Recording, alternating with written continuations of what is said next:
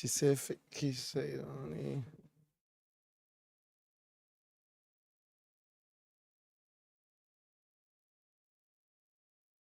Mi se, bring it in a Sweden and any material för de basa.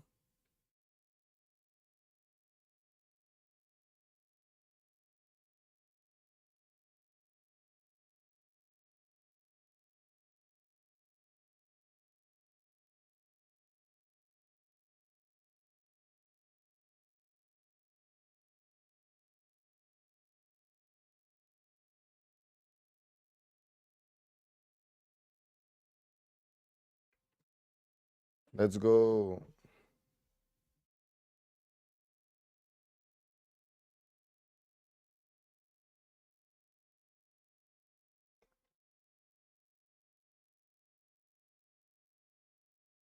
She said, fake it, she said it on me.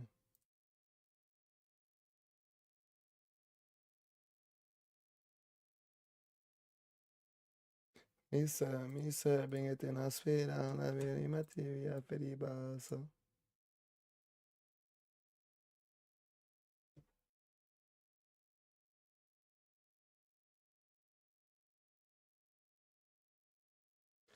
You know what the clock said, the clock said, the clock says the boss fit. Oh, so me tell you about.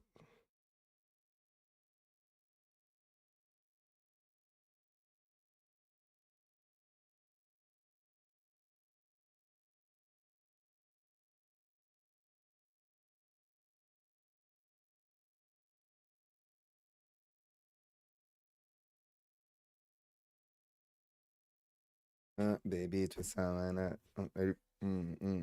Baby, twist sound like that.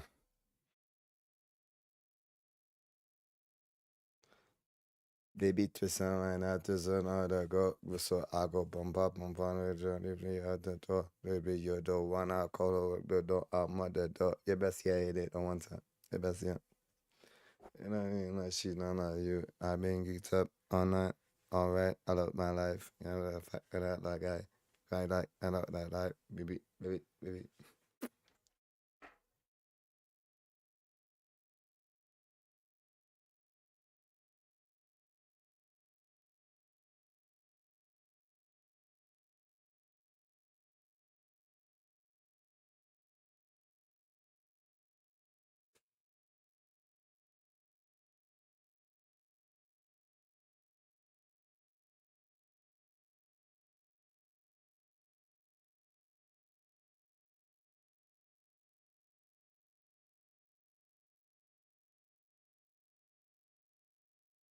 Baby, you don't want all up the door. I'm at the door. You best hear it on one time. You best hear it on one time. I can't even lie, shit, not like you. I've been geeked up all night. Alright, I love my life. I want. Baby, baby, baby. Ooh.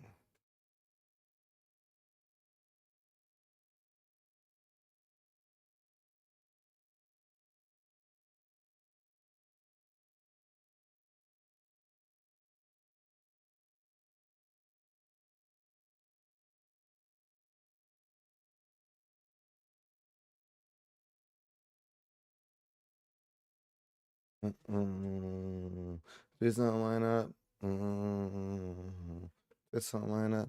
Baby, just not wine up. Just not the door. That's what I go bumper, bumper.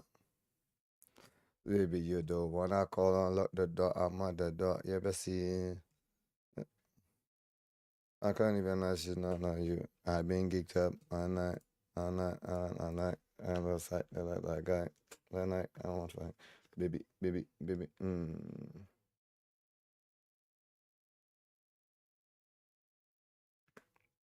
Just,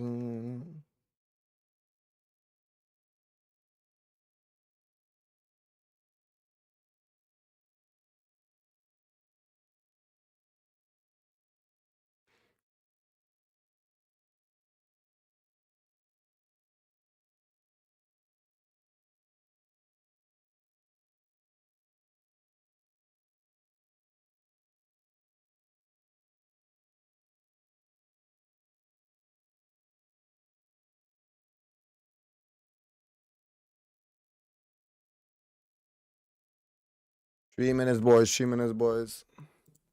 things that I want to see that is removed. Okay. What I would like for this update or this new league, what I would like is chill ground to be removed. Please remove chill ground. I can't stand it. I hate it. The amount of time I get frozen by that on the ground and then fucking died. It's crazy.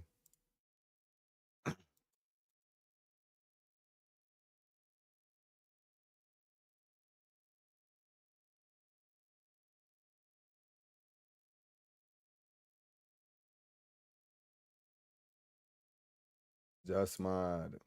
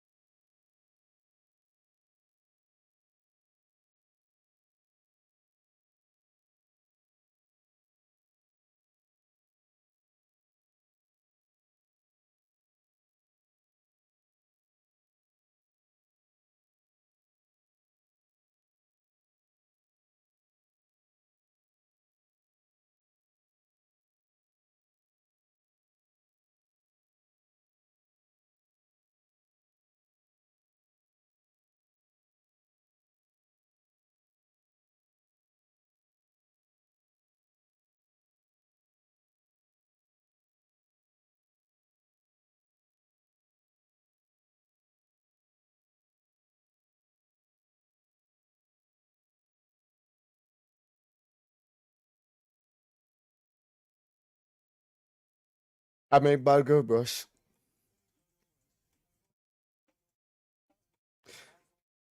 15, 14, 13, 12, 11, 10, 9, 8, 7, 6, 5, 4, 3, 2, 1. Hi, I'm Jonathan Mendes from my.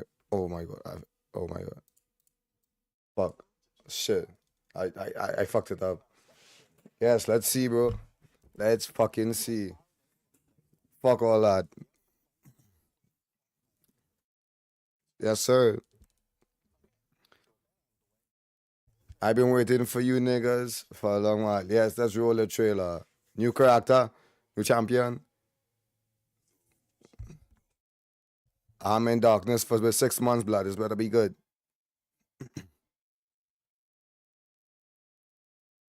The ancients.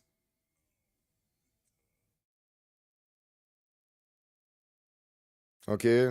You've seen this in the leaks, in the like the leak drops.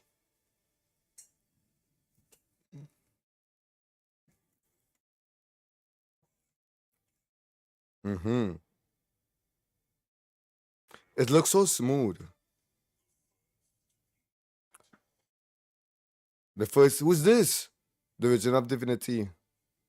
Oh, new boss. Okay. They're gonna show new character. New class, please. New Arbiter, Pinnacle boss. Okay. Okay. Holy shit. That looks sick. The endgame quest. Okay, who's this bitch? Ritual rework. Okay. Someone's dead. You could sacrifice someone. Who's this? A new boss. New ritual pinnacle. New endgame quest. Oh, this looks sick. This looks sick. Genesis tree crafting. Oh my god. Look at my monk, bro. Fruit tree work. Who's this? Oh my god, endgame quest. Yeah. Delirium we work. We know this, we know this. That looks so much better. That looks so much better. Oh shit.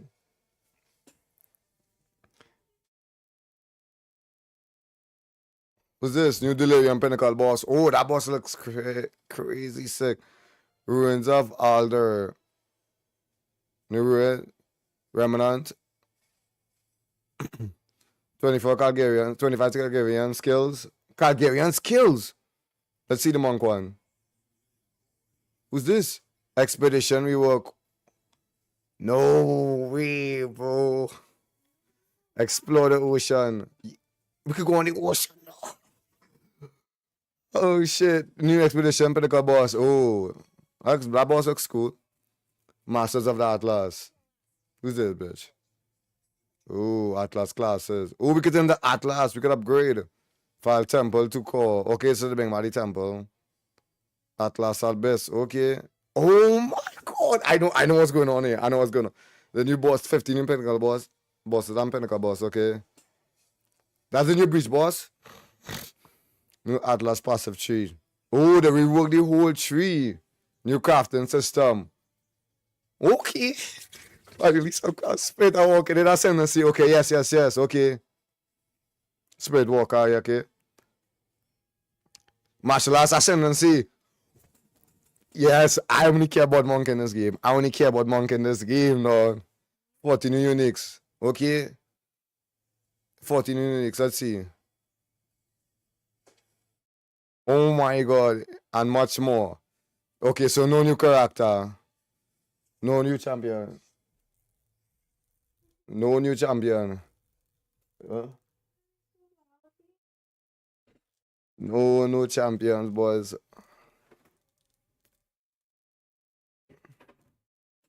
Okay, so no new champs. No new champs.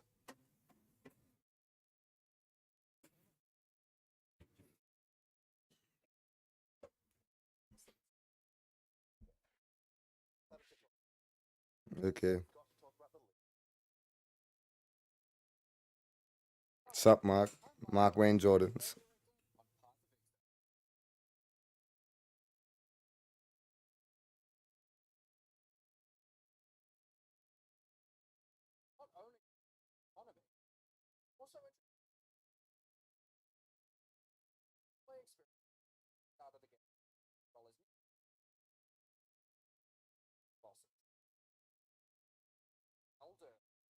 Okay.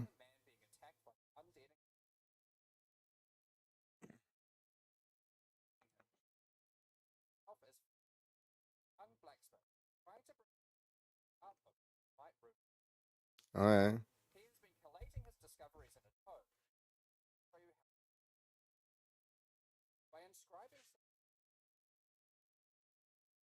All manner of old magics. My fucking audio was muted, Unfortunately, bro. on doing so, the corpses of the nearby undead are revived and infused with some of the latent power, making for a difficult fight.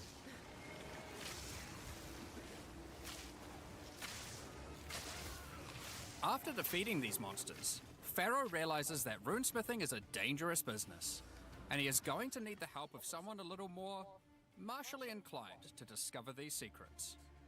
He lends you his tome and asks that you note down anything you discover when you return to him. Okay. In each area in the Runes of Aldur League, you will find a remnant. And as you approach it, you will notice that some symbols are already present, and some are waiting for you to fill them in. Huh? Depending on which symbols are already present, you will have different options for which items you can create using this magic. For example, if you combine Tempest and Lightning, you can create an Orb of Augmentation. Oh. Okay. Look at the new monsters.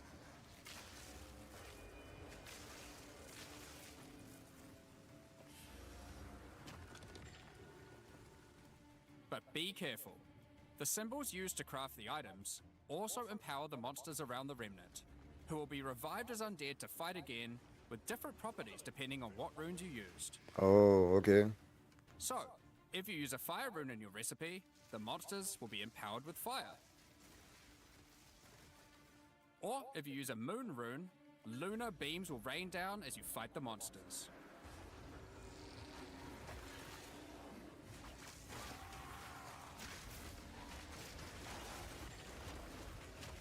What's the Luna?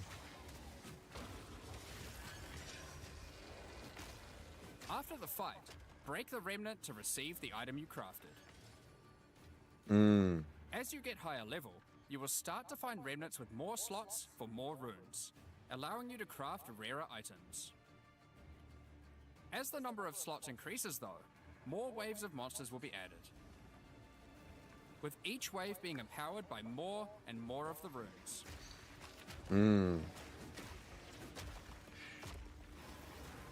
Look at the warrior. He's so And this can slow. get pretty dicey, because some of the runes can have powerful effects.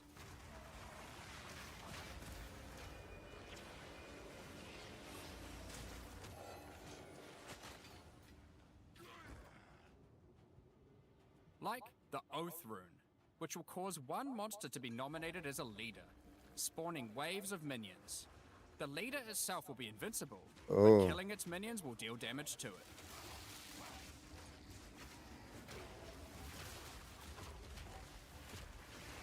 So kill the minions and then you kill the leader. What is that thing is dropping?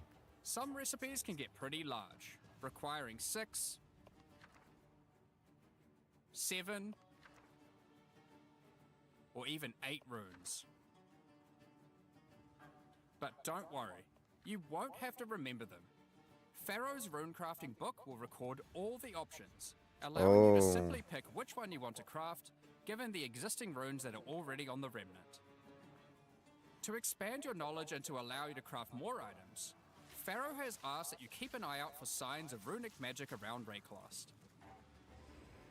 He wants to document anything you find in order to rediscover the secrets of Ezomite runesmiths of old. So this is the league mechanic. The first of these can be found in Ogham, and reveals to you an ancient secret, buried deep underground. The runic magic which the Ezomites believe to be their own is actually of Kalguran origin.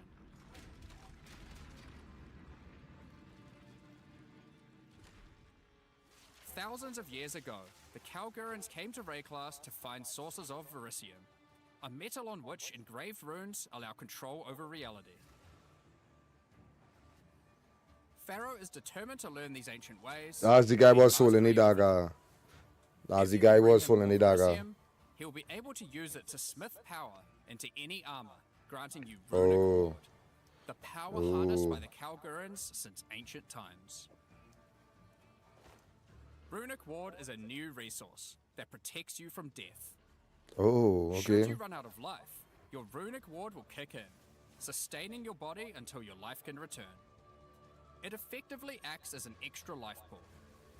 Of course, should you take enough damage to run out of that, you will still die. Every single piece of armor in the game can be upgraded this way, Okay. even uniques. Wow. Some are just a strict upgrade, giving runic ward with no downside. Others are more extreme, sacrificing defenses to get a much larger amount of runic ward. There are even some that add new modifiers to uniques Useless. entirely, making Useless. them much more viable for higher level play. But the Kalgurans use runic ward for more than just a defense. It can also be used to power many other magics. Instead of using gems created from corruption, the Kalgurans used runes of power and fueled them with runic ward.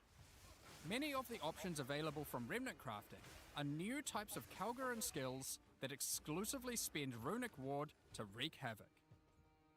An example is Triskelion Cascade. Using it will cause your 800% next spell to empowered be skill. triggered multiple times in a Triskelion pattern. Whoa. You can use it with skills like Ice Nova that you cast from yourself, Whoa. or with something you target at a distance, like Comet. There are also skills to modify existing effects using runic magic, like Frost Flame Nova. Using this skill on a pack of burning enemies will transform the Ignite into Frostfire, both burning them and building up freeze at the same time. You have basic buffs like Hollow Shell that guards all nearby allies, Oh, okay. to more complicated mechanics like the Mark of Repulsion that creates a mark capable of pushing away all nearby enemies. Instead of spending mana, like skill gems do, all these skills cost Runic Ward, and unlike gems, they don't have a color. This means that they don't care about attribute requirements, or what kind of weapon you use. These skills are designed to be used on any class, and so often interact with mechanics that apply across many characters. By combining Runic different runes damage. together, the Kalgurans were able to support their runic abilities, and you can as well. There is also a set of runic supports that can be combined with regular skill gems in interesting ways. That's gonna be expensive. Concussive Runes allows you to add these concussive shockwaves to any skill that stuns. While Runic Infusion lets you spend ward to directly empower the damage on any skill. Now, there are other quests during the campaign too that unlock even more interesting crafting methods. Buried deep in the jungle in Act 3, you can find the Mystic Refuge. Bro, I have to be running containing even around. more secrets for Pharaoh to learn from. Using this knowledge, he gains the ability to reforge unique weapons. With this technique, many low-level unique weapons can be upgraded to do significantly more damage. Now, Trash. we've been able to take a bunch of uniques that had interesting modifiers, but were not in-game viable, and give them a bit of a boost to get there. And it's not just low-level uniques. All Kalguran uniques are able to be runeforged this way too, and they can do Trash. some pretty interesting Hey, yo. things. Like Searle's Grit, a new unique, which when runeforged can get one of several different outcomes. Now, there is Sure, still what game you so wanna much play? more that you can craft with remnants. Thanks for the follow, bro. There are also 100 new runes, as well as many other new crafting currencies. Ooh, okay. This is the runes of Eldur after all, and some More of these runes. runes have quite powerful effects. Okay. For example, this elemental conversion rune will convert all the existing mods on a non-unique weapon from one element to another. Using it, you could combine a weapon with all 3 elemental damage mods into a single Okay. element, making a weapon with massive amounts of cold damage. Okay. There is also a rune that lets you destroy your rune sockets to turn them into a dual socket on your item. Wow. Whoa. And there are even crafting meta runes that can unlock new types of mods when used with regular crafting. For example, this Rune of Chronomancy will unlock a set of time-related mods to be crafted on your boots. Once placed inside, use regular crafting orbs to attempt to get new mods like cooldown speed or increased skill effect duration. You can also create a new type of currency called alloys. Alloys. Using regular metals alloyed with verisium, new modifiers not normally available can be directly crafted onto your items. Using imbued alloy could improve your ailment damage, for example. Okay. There are honestly so many options here that unlock all sorts of crazy crafting projects. So I think people will be experimenting with these for a long time. Once you get to King's March in Act 4, Pharaoh finally meets Danig, a real Kalguran runesmith. And riddled with excitement, he wants to learn how to merge modern Kalguran techniques with the ancient knowledge that he has found. From here on, Pharaoh joins in the Kalguran expeditions that Danig has been leading. With the ancient knowledge that Pharaoh brings to the table, the Kalguran expeditions that Danig has been going on will change significantly. For those of you who haven't played it, the Expedition League mechanic involves carefully placing explosives, uncovering the buried dead, and recovering verisium from them. By choosing where to place the explosives, you can choose which kind of challenges you would like to face, or rewards you would like to claim. Okay, the expedition monster look But way unlike cooler. before, expeditions now contain the remnants from Runes of Eldur. Okay, so if you want to allowing you run to into do the some specific expedition. crafts along the way using the new League crafting mechanic. Okay. One very important difference from the simple Remnant encounters, though, is that the empowerments that the Remnants grant apply to every monster down the explosive line for the rest of the encounter, stacking together. This can lead to some pretty extreme situations. That monk is ass. If you stack too many Remnants, you might be in for a fight beyond your abilities, but the rewards can be very worth it. Each mod on the monster is improving the items that they can drop. Once you get to the endgame, you will find that the Atlas has changed substantially. To the south, you will now find the coastline of Rayclast, with Okay. the ocean beyond. Kingsmarch has not fared well after the Cataclysm, and lays in ruins. Rog's shop has been destroyed, but he is much more concerned about his wife, Gwenin. He would like to launch an expedition deep into the ocean to find her, and this begins a new major mechanic for expedition, Okay. exploring the ocean. Previously, a logbook was a single encounter. Now, using a logbook, you can send ships to explore an area of the ocean to the southeast, uncovering a range of islands to begin your search for Gwenin. You can hop from island to island, doing many new encounters. There are islands with Expedition Island. expeditions, Okay. grand expeditions,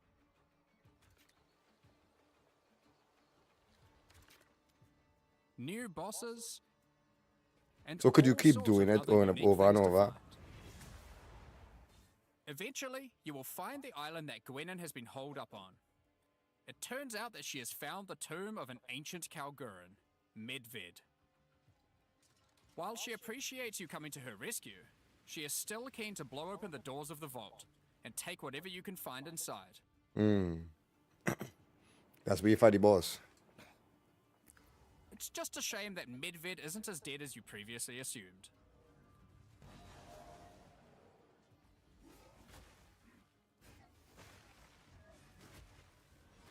Now, after you have defeated Medved, you will find another logbook. And this time you can use it to choose which direction you want to explore. Okay. The Look at the new ocean is icons. vast and contains a huge... Here is a volcanic island with voltaxic sulfite. Blowing up the sulfite will unleash extra waves of enemies. But there is also this wall with a suspicious light coming from behind it.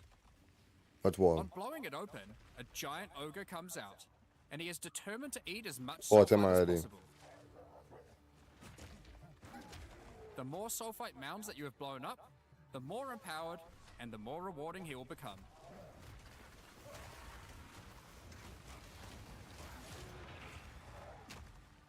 These islands contain all sorts of little secrets that you can find and blow up. Free trapped wisps. Blow open root doors. Even raise ancient precursor technology.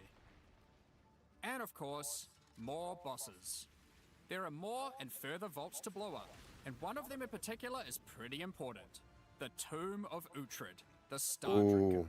Look, this is the pinnacle boss. Star Drinker. That's a cool name. Uhtred was responsible for calling down the meteors of Verisium, which the Kalgurans used to power their ancient magic. And upon defeating him, he calls down a truly gigantic one into the ocean nearby. Oh. On visiting it, you find that it is shrouded by a strange energy emanating from Bro, the this is Verisium so core cool. of the meteor within. I have to There admit, is bro, something these niggas, these growing guys in doing a madness with Can't this be game, anything bro. good.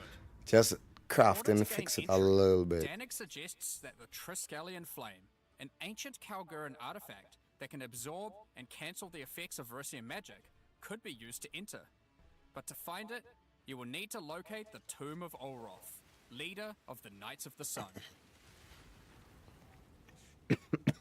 Defeat him and gain access to whatever eldritch nightmare is growing Who's this inside. brick? Now, we're not going to spoil the boss, but one thing you should know is that the Verisium that makes up the core of the meteor is of a Oh. quality that has not been available for millennia. Bringing this to Pharaoh and Danig Wow. should allow them to forge some objects of power, Okay. the creation of which has been lost to time. So that's the League, and there is a lot So that's the going on. league.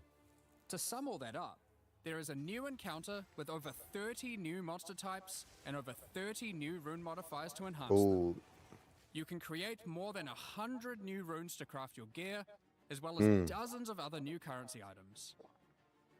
And there are new quests added to the campaign to unlock even more new crafting options. okay. Rune forging armors, upgrading uniques, dozens of new Kalguran skills and supports, Okay, so we could unlock skills. That is tons of new islands to discover by exploring the ocean, okay. 5 new bosses, including a new pinnacle boss, and a bunch of new uniques to top it off. But there is still a ton more to come. Let's see. It's Let's time see. to talk about the massive changes to the in-game. For Yes. that, I'll hand it back to Jonathan. Now, as Mark hinted at before, the in-game atlas is very different now, and the ocean to the south is the least of the changes. The entire Yeah. area around your starting location is now teeming with new questlines and things to discover. Will you investigate the strange forest to the west? The cracks in the earth to the east? Right. Or perhaps visit the ruins of a Val city in the north?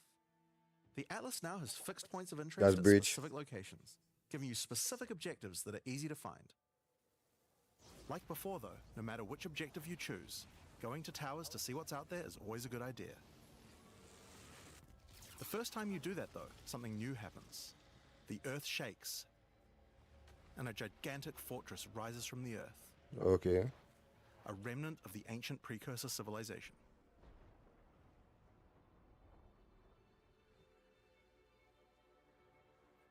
The Cataclysm of the Beast has caused an ancient protocol to be invoked. Should corruption ever take hold to this degree, the world must be scoured and purged of corruption. You will need to make your way into the fortress and activate the gates. Gain the keys to reach these ancient precursor weapons, and disarm them. Huh? But this will be no easy task. The fortress has many areas to explore and many new things to find. Whoa. You will power up ancient machines, It's like a robot stampede. fight new and deadly foes, discover many new areas, Ooh, those greeners look good. and uncover some dark secrets. Now, the Fortress is the first of the new full in-game storylines that we're adding in 050, and there's a lot going on with it. But not only that, it has some pretty cool new mechanics as well. The areas inside the Fortress are special. Many of them have new mechanics or rewards that they grant. Like this map, where all the rares are contained in essence crystals. Or this one, which replaces all monster packs in the area with strongboxes. Or this one, which spawns an Ismeri spirit that always moves on from a rare after you kill it, allowing you to chase it through the entire map. Trash. L spirits. Now, I just never like the do normal those. areas of the Atlas, you'll need to fight the map boss of each area to complete the map. But unlike a normal map, the ones in the fortress each contain precursor nodes after the boss, and activating these nodes will give you points for the new and improved Atlas passive tree. Okay. Now, we had an Atlas passive tree before, but it was one of the areas of the endgame that just wasn't up to scratch. The Atlas tree now works quite a lot differently. We have significantly upgraded the kind of mechanics that you can find on the Atlas tree. Like this one, that gives a chance to make rogue exiles you fight retreat from combat No. and move to an adjacent map. Before you fight them again, they'll upgrade their gear and come back with a grudge this time. There are also a lot of nodes that combine mechanics together in new ways, like this one which lets Ismeri spirits possess strongboxes. All the regular monsters that come out of them are touched by the spirit, and the rares are all possessed, giving you some incredible loot potential. They keep showing warrior. Warriors are trash. It's so slow. You get points from every single area you complete in the fortress, and unlike before, that means you can allocate the entire Atlas tree. Yes, this whole tree can be yours. This Okay. change is pretty important since it allows us to be able to create many types of bonuses that we wouldn't have been able to create before. That looks sick. Like this one, which gives a chance for cities to be invaded by another faction, and can even allow it to contain 2 faction leaders, allowing you to get 2 crisis fragments. So the If we monsters had warring this among gold themselves. tree, we would have wanted to spec into it before running a city map, then unspec out of it before running anything else. With full allocation, we can have cool bonuses like these. Now obviously we still want to make sure that you have choices that define your in-game Atlas build. So many nodes in the Atlas tree are now multi-choice. Everyone will get the node, but which bonus you choose to use is up to you. Do you want your powerful boss maps to contain more essences, summoning circles, or rogue exiles? But there's also nodes that contain more unusual things. So for example, on this node you can choose. Do you want to give a chance for shrines to instead be given to the map boss in the area, making them more challenging but dropping special loot? Or would you rather give a chance to be given a shrine buff before entering boss arenas, making for an easier fight?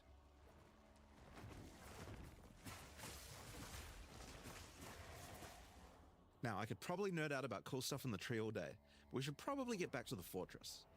Now, one of the really important things we wanted to do was make it so that all the boss fights in the endgame are now accessible with a quest line. That means that to fight Quest the line. Arbiter of Ash for the first time, you don't need to get lucky by finding keys. They'll be Oh. in fixed locations and there's a quest to get them. Okay. The Arbiter of Ash is no longer the pinnacle of Path of Exile 2. For that, you need to travel into the very center of the fortress. Who is it? An incredible challenge awaits you should you choose to go there. After the storyline, you still unlock keys for pinnacle bosses in the usual way, exploring the world and finding the keys required to get to them. But we have added a lot more interesting things to find out there as well. There are now all sorts of mechanics that can spawn on maps in the wilderness.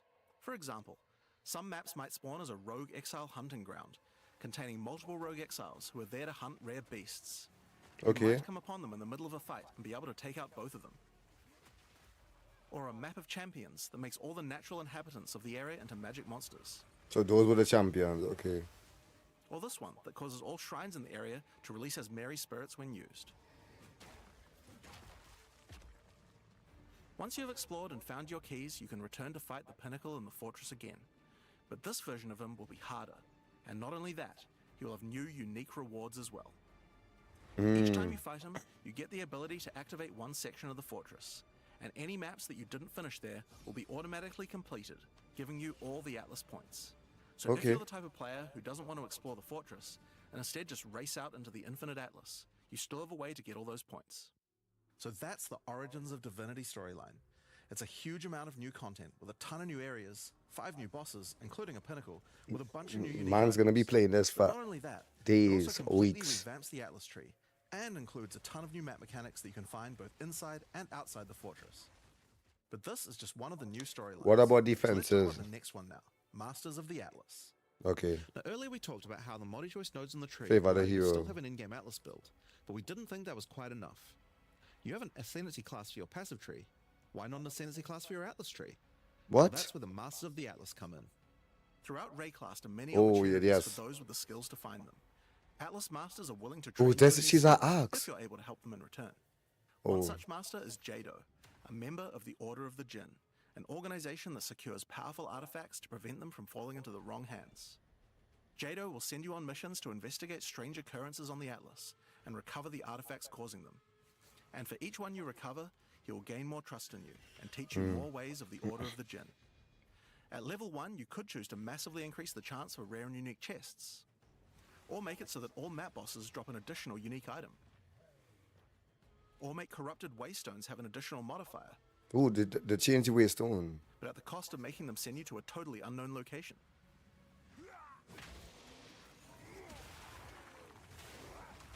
I think you're gonna be able Each to go mission you through. complete for Jado will unlock another row of abilities and give you another point to allocate, letting you choose how you want to specialize.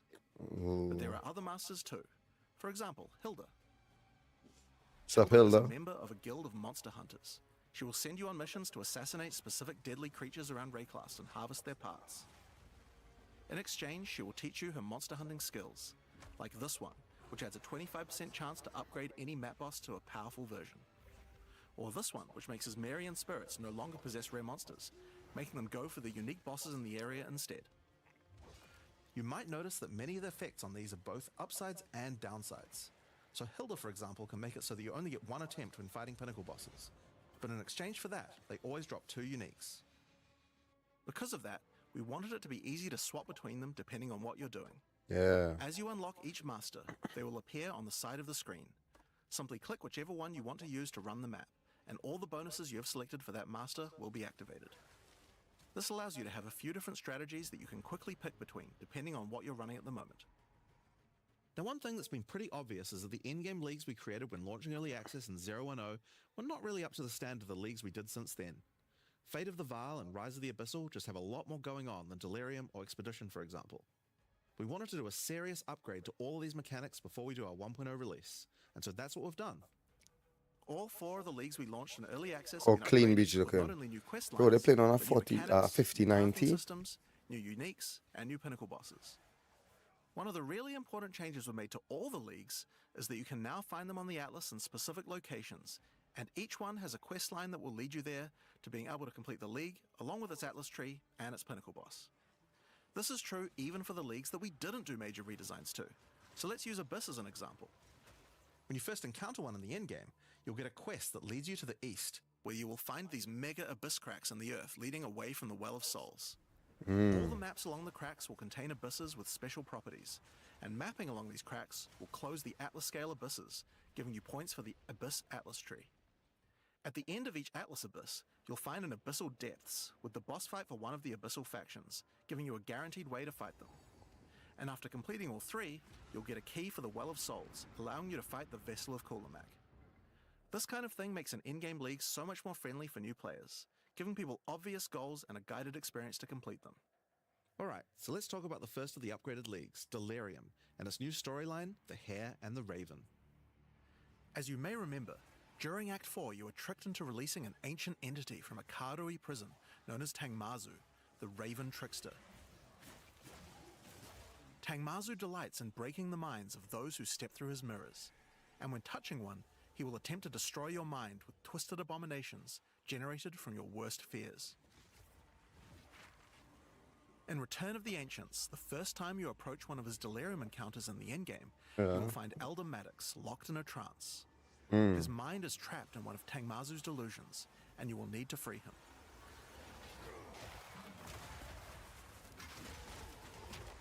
Once free, Elder Maddox demands that as you caused this problem, you should put it right. He asks you to travel west to the Withered Willow, the location he believes that Tangmazu first gained his powers. But be careful. As you travel there, the Raven Trickster will attempt to break your mind.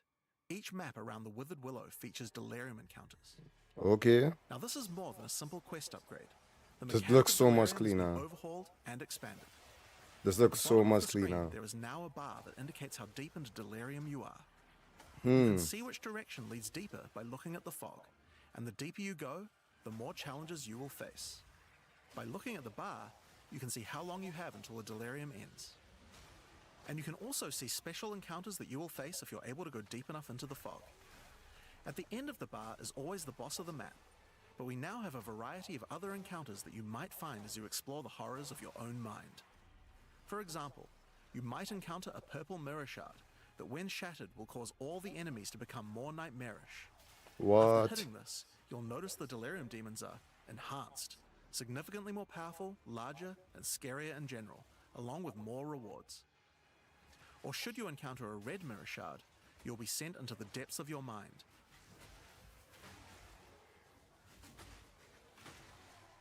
And must escape it while fighting off hordes of your worst fears.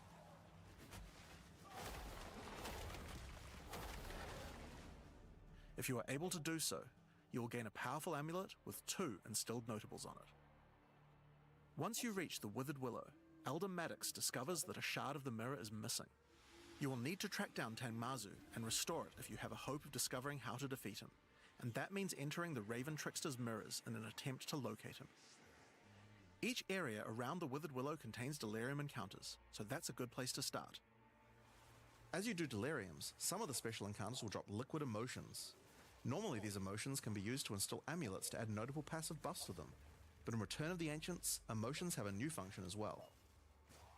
Each one now has the ability to add crafted mods to jewels, allowing you to add specific mods to an item slot that can be quite difficult to roll. For example, Liquid Despair will allow you to add critical hit chance, while Liquid Suffering will allow you to add movement speed To or change area of it. effect to your jewels. But there are many more. Once you've done enough Delirium encounters, the location of a Grand Mirror, an entrance into Tangmazu's realm, is revealed. But it won't be that simple to enter. Using his powers, he reflects the map boss for a ridiculous empowered fight, then destroys the entrance into his realm of madness.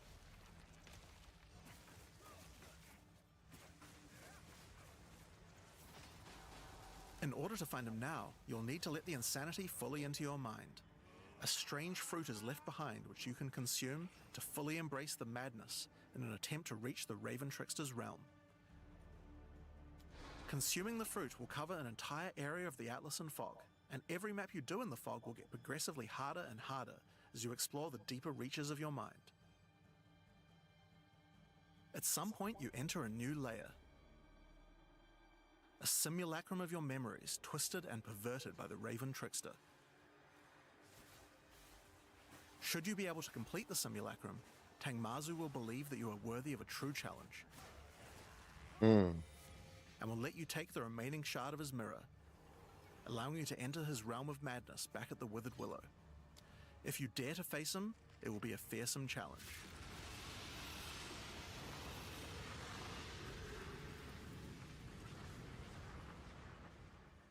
So, that's the new storyline of Delirium. As you can see, it's not only a quest line, there are new mechanics, new crafting options, and new boss fights.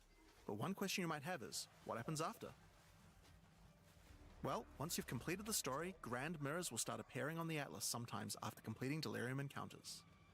After doing the Grand Mirror, you can select where on the Atlas you want to do your fruit-induced drug trip and get another key to fight Tangmazu. But this time, the fight will be quite a bit harder. And not only that, the fight will be able to drop a bunch of new uniques that were not available in the questline version. We'll show some of those later.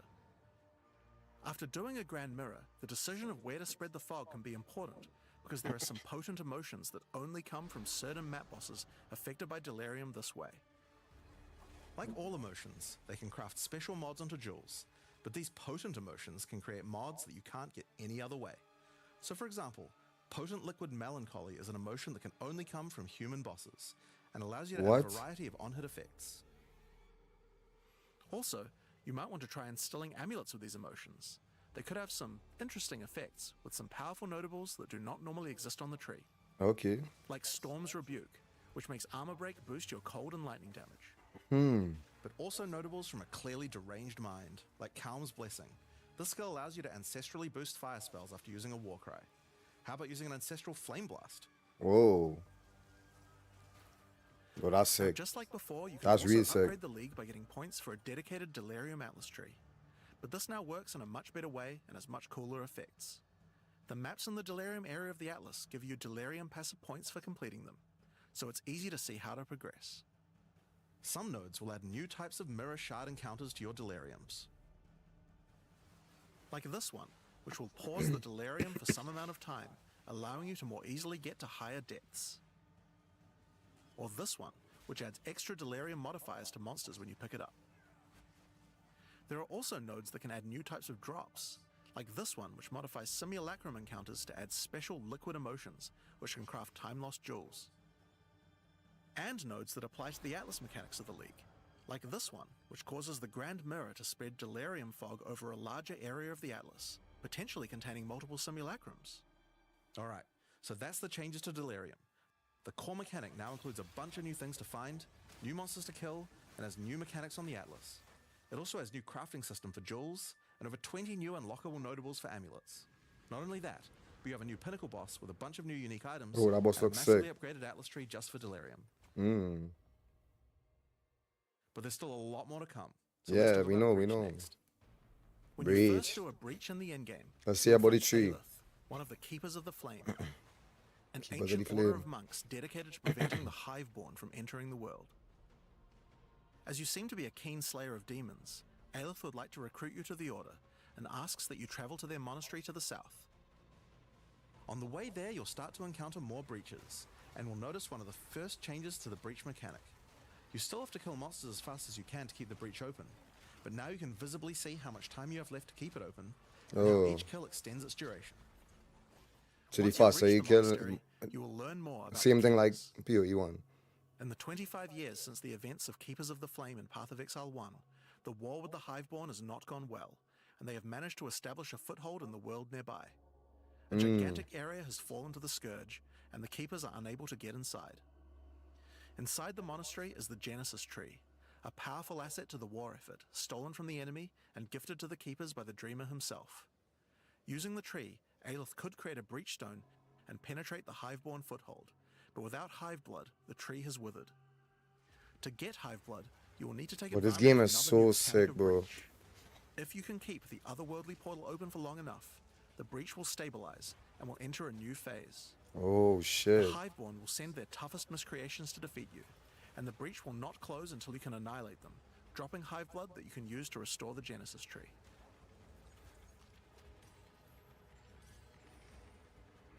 In some cases, you may even attract one of the deadliest foes the Hiveborn can offer, a Marshal of Zesht. Look at this prick blood. These monsters also drop womb gifts, and if you take these to the Genesis Tree, they can be used to craft items to help you in the war against the Hiveborn. Given that 25 years have passed since the beginning of the war, the tree has grown and withered many times, but with each cycle it learns and expands its abilities. When you first open the Genesis Tree, you will notice these holes into which you can place your womb gifts. Each womb gift can be used to create a different type of jewelry and must be fertilized with Hiveblood. So for example, you can place this amulet womb gift into the tree and it will give birth to a random rare amulet. Okay. But the Genesis Tree is capable of much more. As you continue to feed the tree, its branches will regenerate and allow you more and more control over what kind of items it will birth. So for example, this branch of the tree will allow you to control which base types of amulets can be birthed.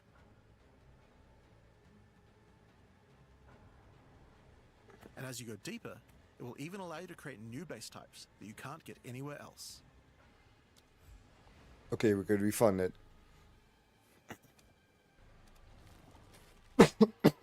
Like this one, which gives you an entire spirit skill for free. What? Or this one, which has a rune socket in it. Oh, that's great. That's sick. To the left and right are branches that will let you control which mods the amulet can get, including making sure that they're higher level, or controlling which specific mods that they will always have.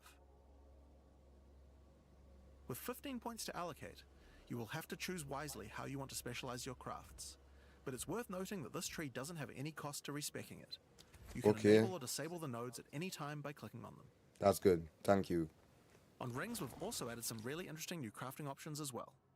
You have a bunch of new base types like these, but you also have entire new classes of mods that can be added. The right-hand branch of the ring tree adds an entire new set of caster mods to rings. From Caster. basics like extra elemental damage for spells, Okay.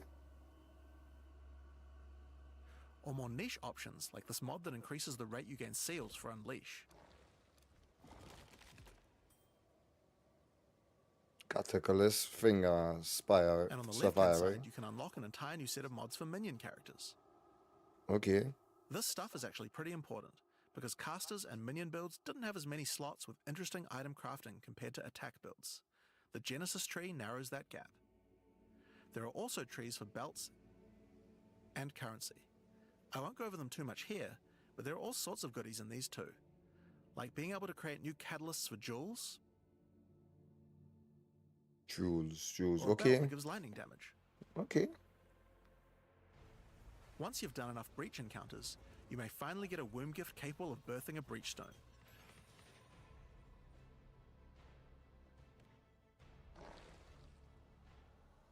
And you can then use it on the Hiveborn incursion. How we get into the boss? Oh, what's that? Once used, the true extent of the Breach Demon's foothold becomes clear. They Okay. have not only transformed the land, but constructed huge sky hives as well. When you enter the outskirts of their realm, you will discover breach hives. Using the power of the Keepers of the Flame, these otherworldly structures can be burned away when walking through them. But for each one destroyed, more of the Hiveborn will attack when you attempt to purge the hive.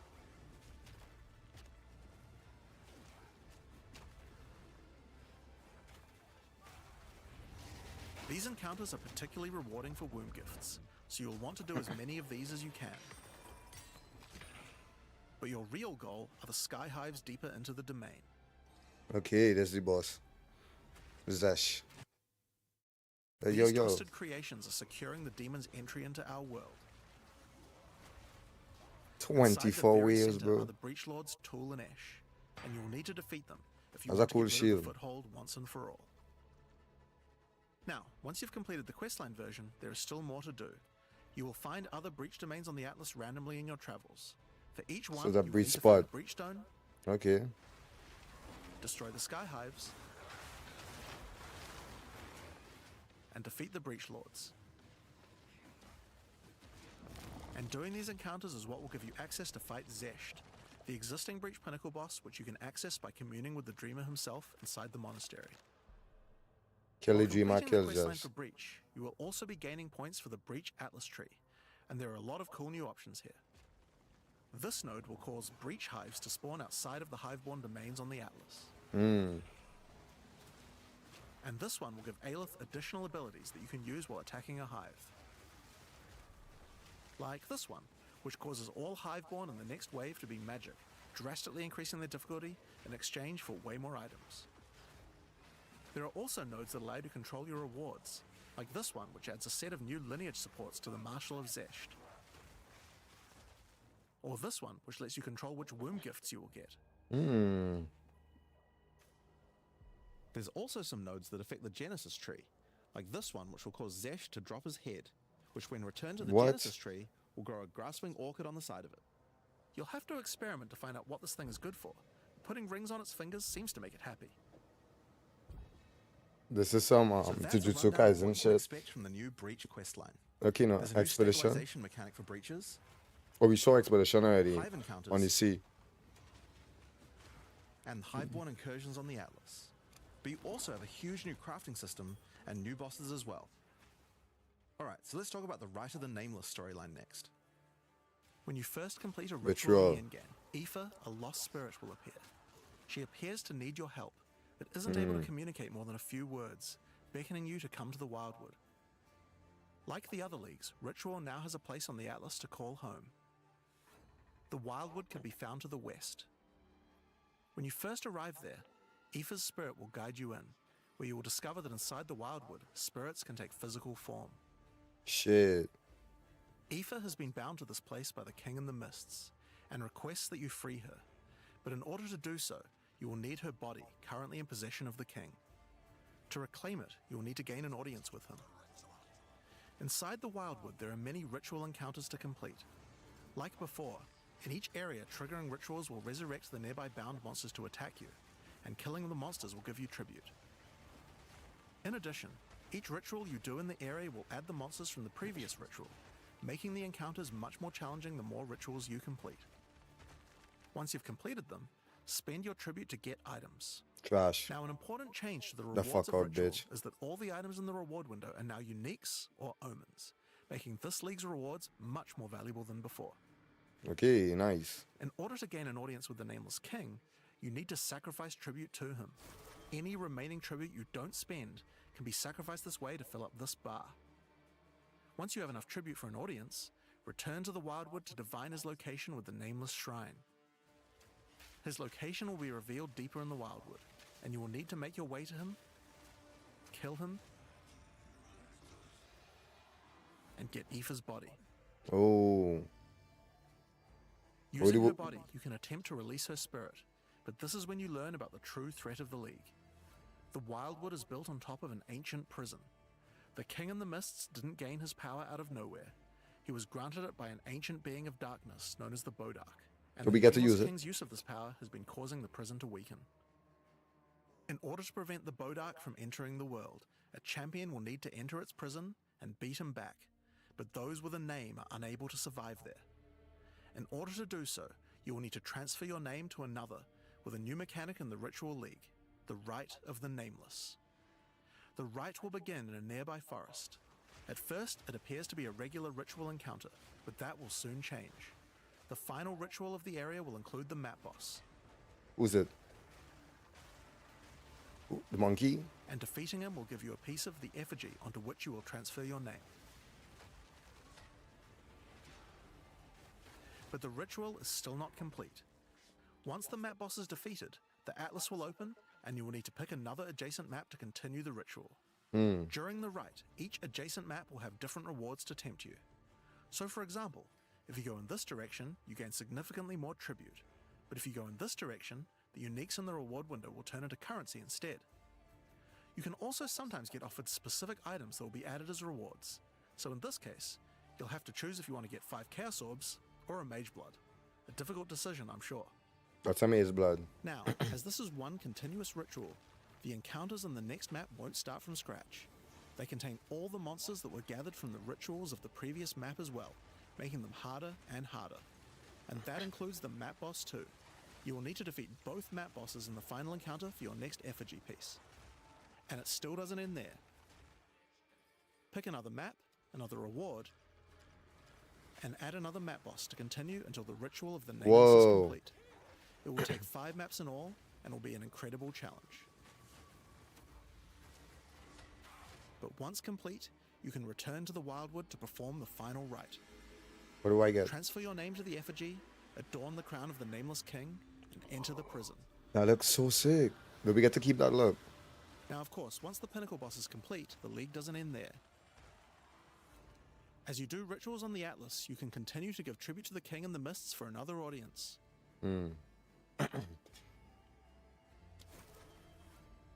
Pick another forest to begin the Rite of the Nameless once more, and this time with a harder Pinnacle boss and new unique items to find. Of course, we've also significantly upgraded the Ritual Atlas tree. Get points by completing maps in the Wildwood, and you'll be able to unlock some pretty cool nodes. Some of them affect the Rite of the Nameless, like this one which extends its duration. You thought fighting 5 map bosses at once was hard? How about 6?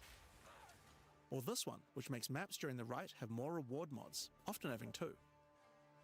You also have nodes that allow things to combine with other content, like this one, which gives a chance for rituals to be created inside summoning circles, adding a random boss to the ritual encounter. There is even a node which adds a new type of possible ritual, the Audience with the Queen, which causes the Bride of the King to sometimes appear. Okay, so that's ritual. But let's have a look at what this means for endgame content as a whole for Path of Exile 2. When you include the expedition changes made by the League, we have a total of 5 new endgame storylines, each of which has a hub, crafting systems, areas to explore, NPCs, and a Pinnacle boss as a capstone. Not to mention the Masters of the Atlas storyline as well. But more importantly, you now have immediate quests as soon as you arrive at the endgame, and goals with obvious progressions that you can see how to finish. Each endgame questline has a progress bar that you can pop out from the side of the Atlas screen at any time that shows you how far through you are, and buttons that will take you to the hubs for them. Overall, it's just a way better endgame experience with a significant number of fun objectives to complete. But just in case you didn't have enough goals, we did have one other thing that you might want to complete this league. What? These are called challenge leagues after all. Where are all the challenges? Well, players of Path of Exile 1 will be used to the fact that each league comes with a series of challenges that you can complete in order to prove that you are indeed the best. We haven't done these yet in Path of Exile 2, but it's time to change that. If you're able to complete them, you'll earn pieces of the Knight of Alder armor set. Opening the challenge screen will show you a series of 8 challenges. After completing each one, anyone in chat or in the forums will be able to see your prowess. In addition, you'll get a statue to put in your hideout showing anyone you trade with how many challenges you've completed. You'll earn the first piece of the armor set after doing 2 challenges, and the full armor set after completing all 8. So that covers all the content you'll encounter in Return of the Ancients. But what about some new tools to fight against these new pinnacles with? Tools? Well, we also have some new Ascendancy classes as well. Okay. To introduce them, I'll hand you guys back to Mark. As Jonathan said, we have 2 new classes to show you today, the Spirit Walker and the Martial Artist. Let's start with the Huntress's new class, the Spirit Walker. The Spirit Walker has developed an affinity with the Asmerian animal spirits. She is able to infuse the power of multiple spirits at her choosing. Ooh, that looks sick. On the bottom part of the class, you will find paths for each wisp you would like to commune with, be they primal, vivid, or wild. Each one can give you different abilities that align with the stag, owl, or bear. Each ability gives you a method to become possessed by wisps of that type, and a new ability when you spend them. The stag allows you to summon stampedes when you attack. The owl grants boons in the form of their feathers, which adds extra projectiles and enhances the projectile speed of your next skill. And the bear simply summons a giant bear companion to your side. The bear will maul, slam, leap, and do intimidating roars to debuff your enemies. Now you can specialize more into each of these wisps, but if you want to combine all three of them, then a new hidden power will be unlocked, the power of the Sacred Wisps. This node is free and enhances the quality of all three of your spirit animals. Your bear will take some of the damage you take and grant you life regeneration. Ooh. Your stags will become more aggressive, leaping towards enemies, and your owl-empowered skills will leave a trail of soaring ground behind them. But that's not all. The Spirit Walker has other powers beyond wisps, such as Idolatry, which can give you large bonuses for using idle socketables in your equipment. And this one, which is my absolute favorite.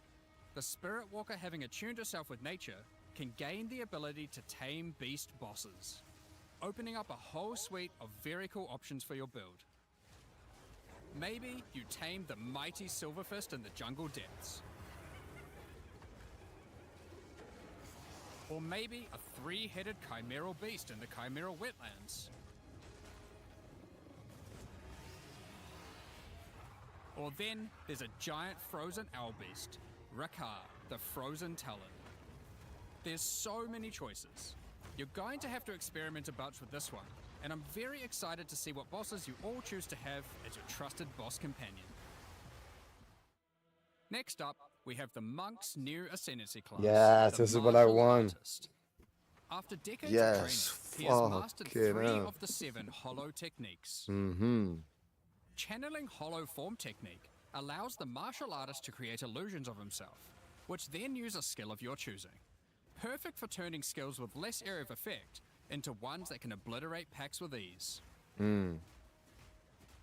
Should you find yourself overly vulnerable while channeling, you might want to take Way of the Mountain, which causes you to be covered in stone when you immobilize enemies, mitigating large amounts of damage. This can even enhance your attacks too. By hardening your weapon in stone, you can deal even more damage. After taking Hollow Focus technique, you can manifest your spiritual energy into objects. In this case, bells, which will appear around the martial artist and can be shattered by any of his attacks, even ones from the Hollow Form technique earlier. Hollow Resonance technique furthers that by adding a manifested bell to your back, which rings each time you deal a critical strike, damaging all enemies around you. Through all the martial artist's thorough training, he has mastered the flow of internal spiritual energy too, and has engraved runic tattoos around his meridians. By doing this, he can gain the benefit of extra runes. Just open your inventory and add the runes. Oh, There is shit. one that counts as a helmet, 2 as a body armor, 1 as gloves, and 1 as boots. Finally, your hands, the ultimate expression of a master of the martial arts. Taking Way of the Stone Fist will cause your gloves to become a new base type when equipped. Each modifier on the original pair of gloves has an equivalent, more powerful and more impactful modifier. For example, these gloves add some physical damage, cold damage, lightning damage, some resistances, and life gain on hit. Now, when I equip these, they become literal fists of stone, and not only grant me a bunch more evasion and energy shield, they now also grant a lot more damage, some maximum resistances, and a significantly higher amount of life gained on hitting enemies. With all the different rune combinations you could do, and the different modifiers on gloves, there's a ton of different build options, and we're looking forward to seeing what you can come up with. Buffalo Bum. Now, with so many new bosses in Return of the Ancients, of course we want to have a huge number of unique rewards. There are some pretty cool things in here, so we wanted to show you a few of them. Twisted Empyrean is a 2-handed mace made from the purest of Verisium, combined with the beast's corruption.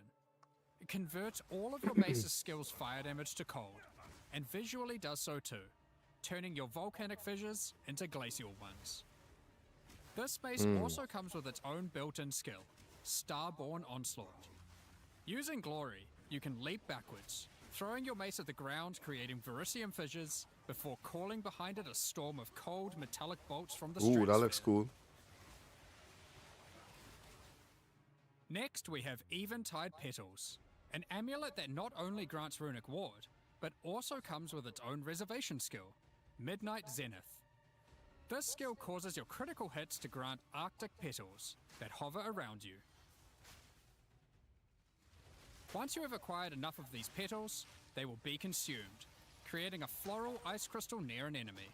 Then, destroy that crystal to do devastating cold damage to everything around it. The Raven's Flock is a staff perfect for minion characters. Not only does it grant spirit reservation efficiency and minion damage, it also allows your minions to inflict grueling madness on hit, slowing enemies and making all other slows on them more powerful, for maximum crowd control. That's not where this item shines though. It grants a skill called Spiraling Conspiracy. This skill causes a flock of ravens to circle you, dealing damage become over time to fiddlesticks. anything near them. Killing enemies, or just by standing near unique enemies, causes the flock to grow, getting larger and larger. That's For cool. your PoE 1 players, you can think of this just like a Raven Righteous Fire. That's not all, however. These ravens are also minions, so they fully scale with minion damage and come with their own command skill, That's Mad cool. Flight. This command skill causes your flock to create a tunnel of deathly damage between a set of illusory mirrors, obliterating anything in between.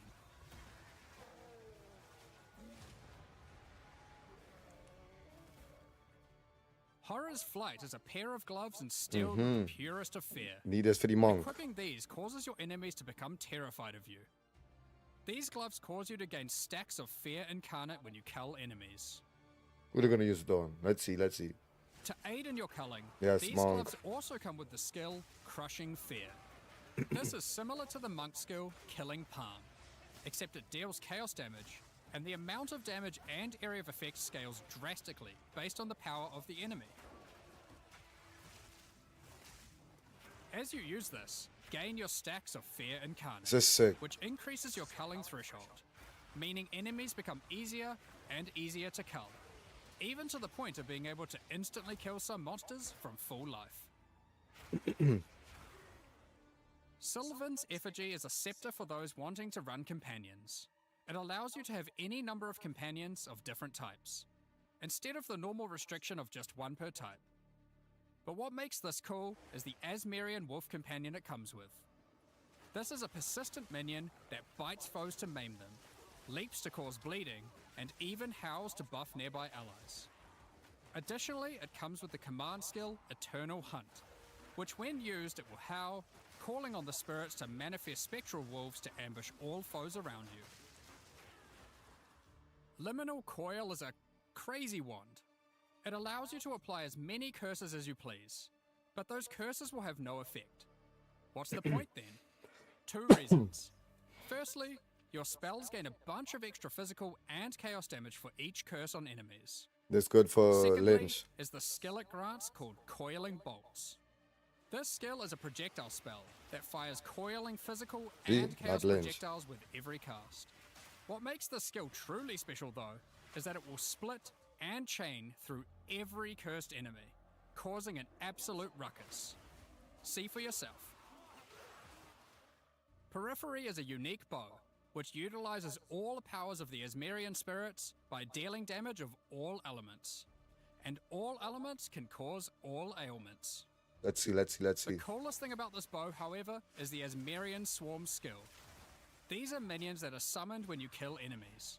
They will pursue all nearby enemies, damaging them and inflicting a debuff on them that boosts your elemental damage even further. Watch as you mow enemies down and the swarms of Asmerian wisps aid you, melting enemies one screen at a time.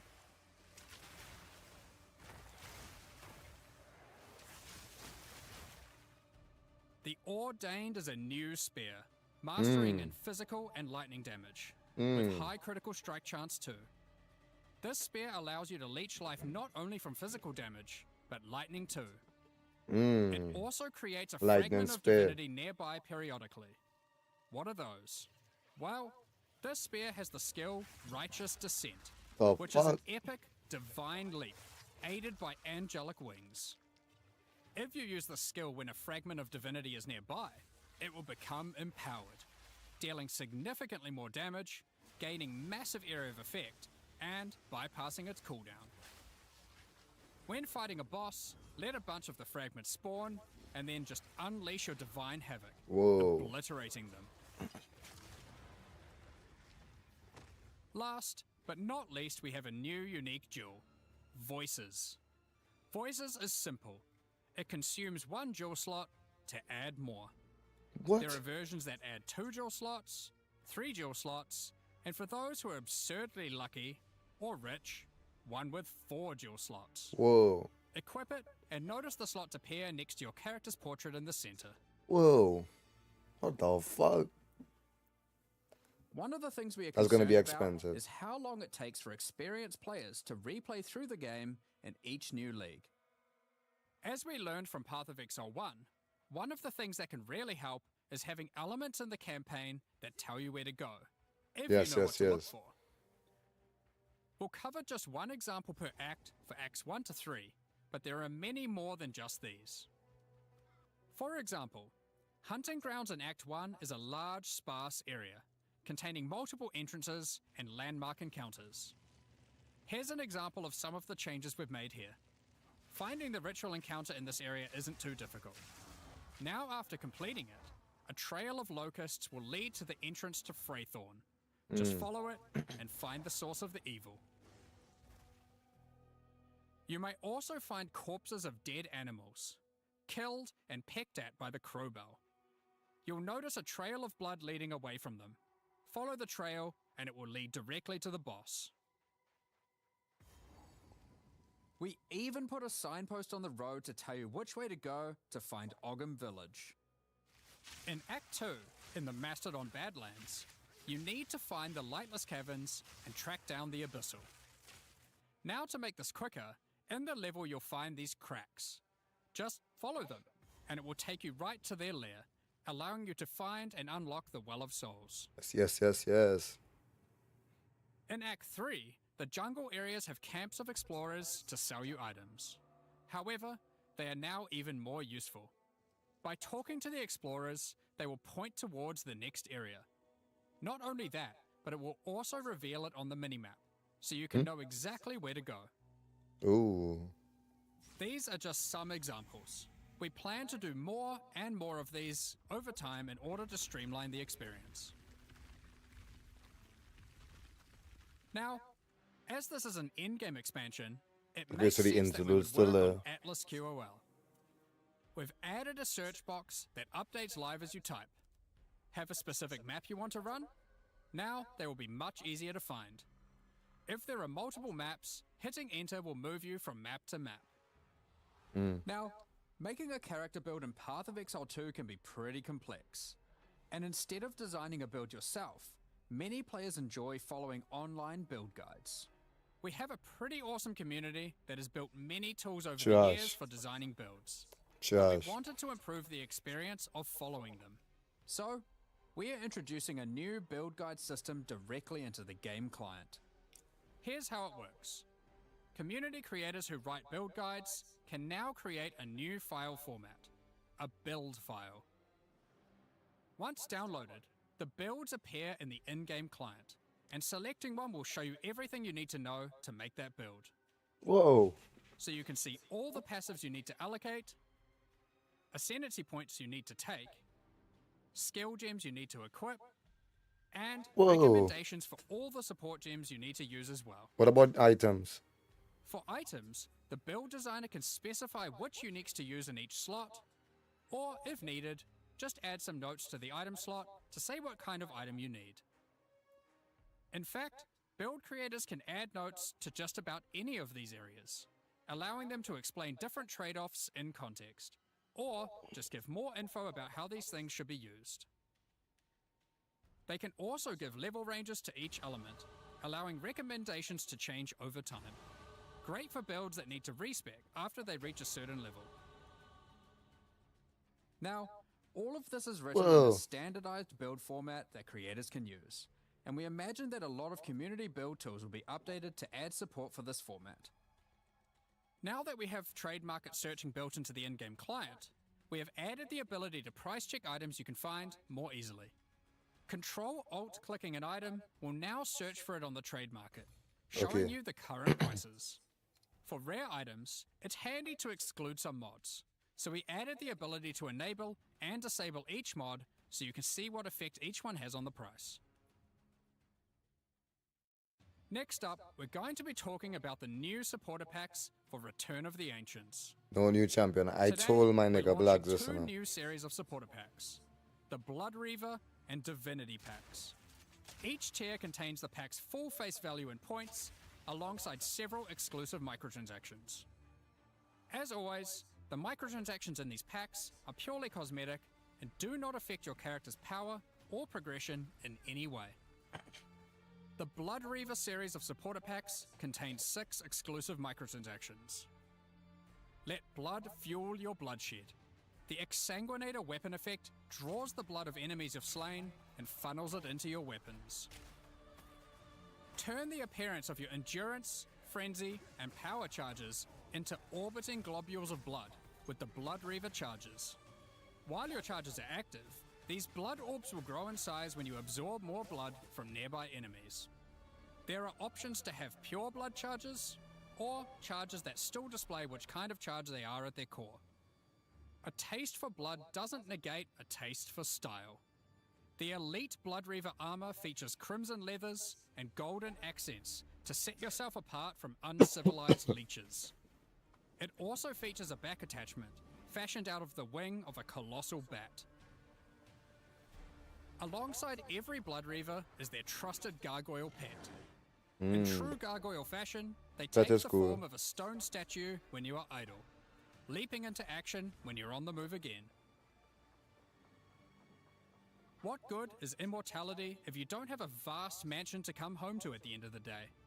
The Eternal Blood Reaver supporter pack contains the Blood Reaver Manor Hideout. This exquisite 2-story estate features an organ, a grand dining table, and cages for your visitors. You can alter the walls to create as many or few rooms as you like. Last but not least, the Servant of the Manor, eternally bound to the Order of the Blood Reavers. This henchman will manage your store, so you can spend more time spilling blood. Stop that. We won't disappoint you. But if we do, you've our permission to beat us most violently. What? The Why would Divinity we Pack beat you? series also contains 6 exclusive microtransactions. Call on Divinity to aid you in eluding enemy hits with the Divinity Dodge Roll effect. As you sprint, actual Divine Lightning wings will form out of your back, leaving a trail of radiance as you engage or escape from combat. For situations that are too dicey, call on the gods above to send down the Storm of Divinity portal to create a safe passage for you to retreat through. Adorn yourself with the Knight of Divinity armor set, a highly revered attire only bestowed to those deemed worthy for the divine cause. Equipping the Divine Surge character effect empowers you with a storm of divine energy. Using skills causes the storm to burst from your character, spilling raw divinity into the area around you. The Arbiter of Divinity wings are the final piece remaining to emphasize the force divinity has over this realm. This ancient precursor machine was found locked away in a highly guarded vault. Its original purpose is unclear, but it has been altered to fuel your maps using the pure, everlasting divinity within the statue. The pillars surrounding represent how many portals you have left for your map. This map device also tracks your progress as you complete the new Origins of Divinity storyline, added this expansion. Additionally, all microtransactions from the supporter packs will be made available for use in Path of Exile 1. On release weekend, we will also be releasing the Return of the Ancients mystery box. which will contain 2 armor sets, a set of map devices for your in-game adventures, a new tracking scroll that records the amount of currency you've gained from the currency exchange or your shop, and much more, like a set of finisher effects and affinity stashes. That's not all, however. The Fragment Stash tab is finally coming to Path of Exile 2, and with it comes some tabception. Inside this one tab, there's a tab for your various boss key fragments. There's also a tab for all your precursor tablets, with each type of tablet getting 6 tabs of storage. Finally, there's a tab for your Djinn barriers and inscribed ultimatums, both of which get their own 6 tabs. That's a lot of tabs. So that's everything in 050. This is by far the biggest update we've ever made, for PoE 1 or 2. New in-game storylines, pinnacle bosses, crafting systems, items, ascendancy classes, and so much more. Now, because this update contains so much in-game content, we're doing significantly more testing than usual. For that to happen, we're taking a little longer than usual between the announcement and the release. 050 will be released in 3 weeks on May the 29th, with the patch notes being released on the Friday before that, on May 21st. But there's just one more thing to talk about. Now that the endgame is up to scratch, we have to start talking about our plan for 1.0 release. The feedback we've had during early access has been critical for making all the improvements that we'll be making to the game. At the same time, we had to create enough in-game content to make an ARPG that can call itself a successor to Path of Exile 1. Well, with 050, we now believe we have reached that point, and so this is going to be the last full-size league during early access. That's right, the next big update is going to be 1.0.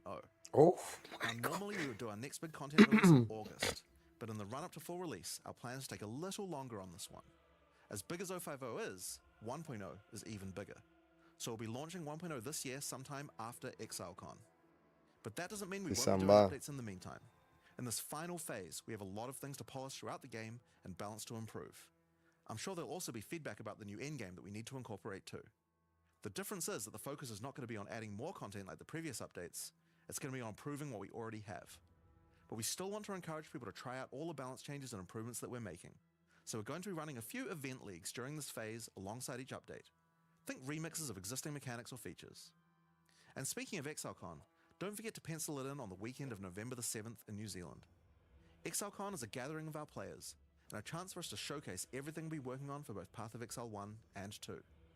And this one will be particularly important for us, since we finally get to unveil some of the coolest content that we've been working on for a while now with Act 5 and 6. Tickets for 5 the and in-person 6. event are currently sold out, but don't worry, all the announcements and talks are going to be streamed online for all of you to watch. Now, I'm personally so excited for this. This is the year that PoE 2 comes out. The campaign is finally finished. It's been 8 years to get here, but we're finally near the finish line. And with that, it's time to move on to our live Q&A.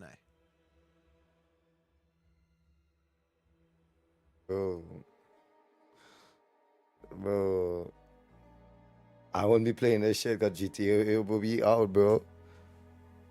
This should have been. Hey, yo, bro, Ziggy, yo. Yo.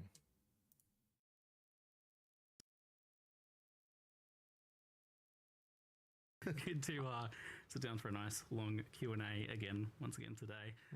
We just had a teaser for Return of the Ancients expansion and its complete overhaul to just every single thing in the endgame, complete endgame overhaul. The Runes of Aldor League with a frankly somewhat confusing amount of crafting and systems and things in it. It kind of keeps going. And then we've got like the Kalguran skills that work across weapons, the extra looking ascendancies and some insane uniques and all that sort of stuff. But honestly, it's kind of easy to talk about what's not part of 0.5. So with that very elegant segue, let's do that first. So I think some people definitely had an expectation or a hope that there was going to be a new class or a new weapon type here, swords perhaps. Unfortunately, it's just the case that making a class is something that takes longer than a single cycle. So yeah, it was never going to be on the cards for 050, unfortunately. But so it wasn't even that it was moved in this case. No, it just wasn't. It just isn't something that we can do in that short amount of time. So it's going to have to be the next one before we're able to get. Well, last time you guys teased like the druid and the huntress beforehand. Exactly. Right? So it's kind of funny seeing everyone everyone. Like, there's like probably the mistake we made was having a sword in the teaser for the breach stuff. Yeah. So no one thought about that, but it's just kind of funny. It is a shame, but it seems like you guys have kind of.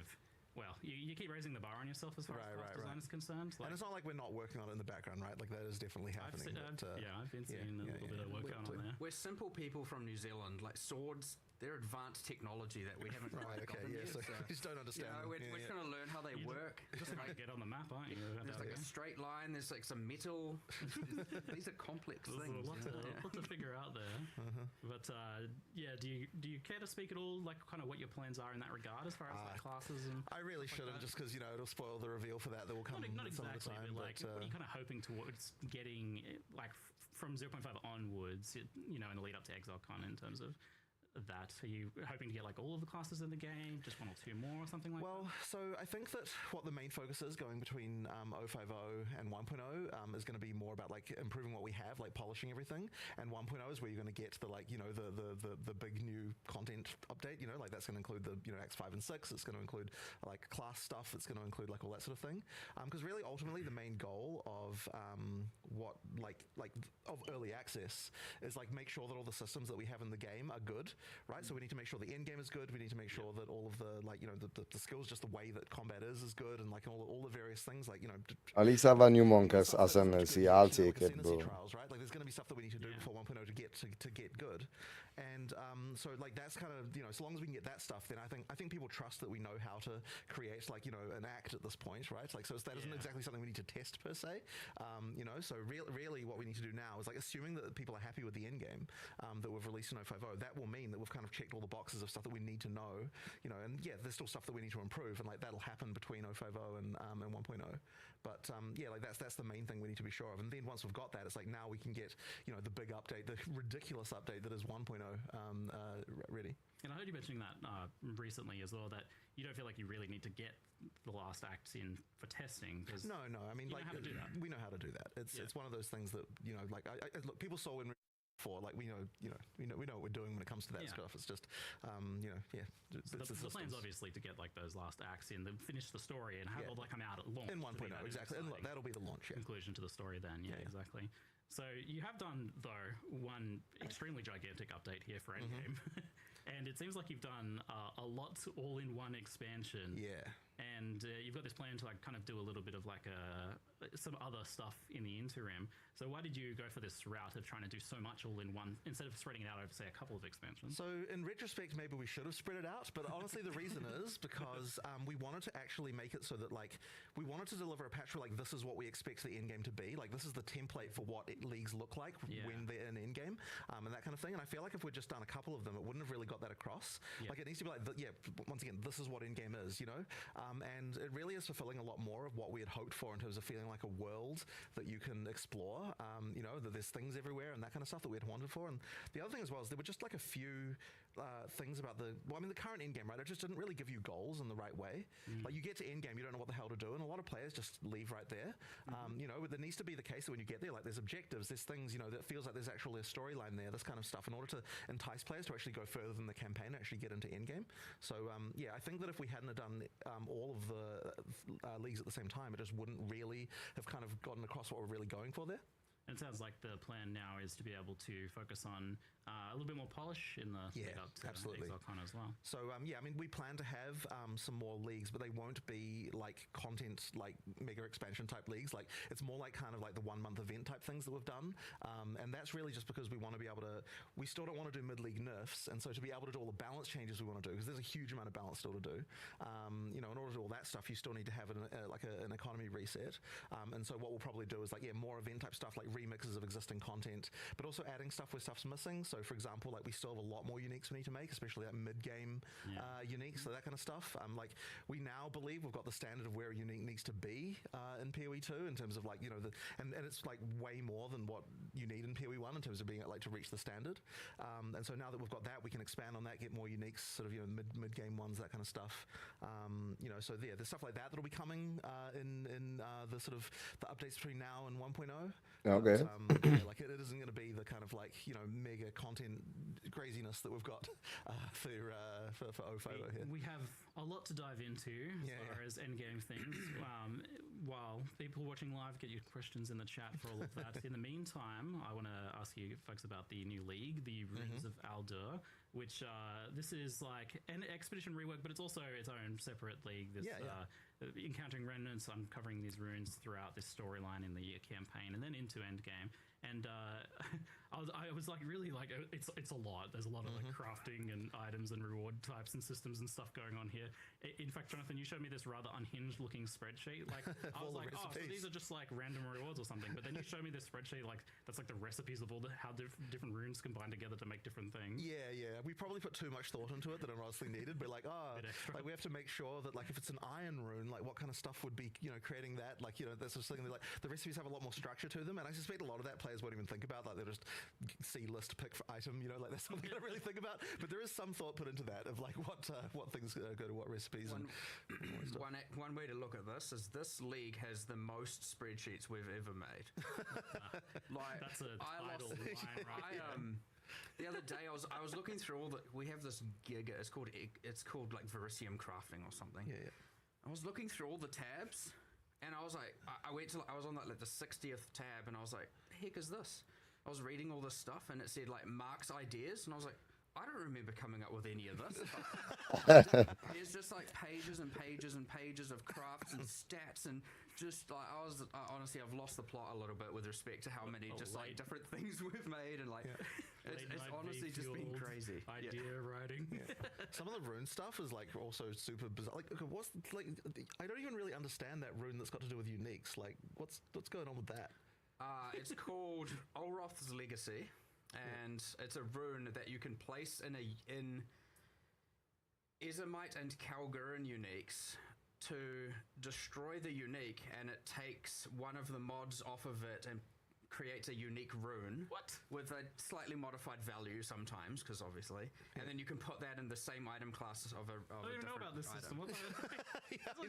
Systems just keep coming out of the There's just so many crazy crafting things going on, but it was kind of like I know who's responsible for this fucking dog shit What crafting. kind of crazy crafting and magic systems would Kogurans have, like that would be different than the stuff that's going on in Rayclast? And so the whole magic system is based around like this star metal that they have Verisium, and then they like the words give it power and so on. So we're just kind of thinking, we're using that as inspiration for all the different crafting things you have. Blue shapes. Yeah, all the blue runic shapes and everything. So it was just a lot of little nuts on this. we went definitely. So there's so many crafting things. Like in fact, there's even more crafting stuff we had. Like, there were entire crafting benches that we have designed that practically like 80% implemented and then discarded. It's just like a huge amount of that stuff. We can do this or some other way. Some exactly. cool way. Yeah. So like, because I saw that there's like, you can bench craft a thing and then it changes the unique and it has a new modifier. But now you've also got a rune that steals modifiers off uniques as well. I had no idea. Why about. not? Why not? You like making more work for yourselves these days. That seems to be a running theme. I keep saying this to you. Like, why do you do this? Like, why do you do this? Yeah. Why do you make it so you have to like, By the from way- now on, you always have to look at all the modifiers on gloves? 100%. So yeah, because of that monk ascendancy, now every unique we ever make that's a glove unique, we have to design extra mods that it changes to. One other axis on that. All these new runes we've added, all of them.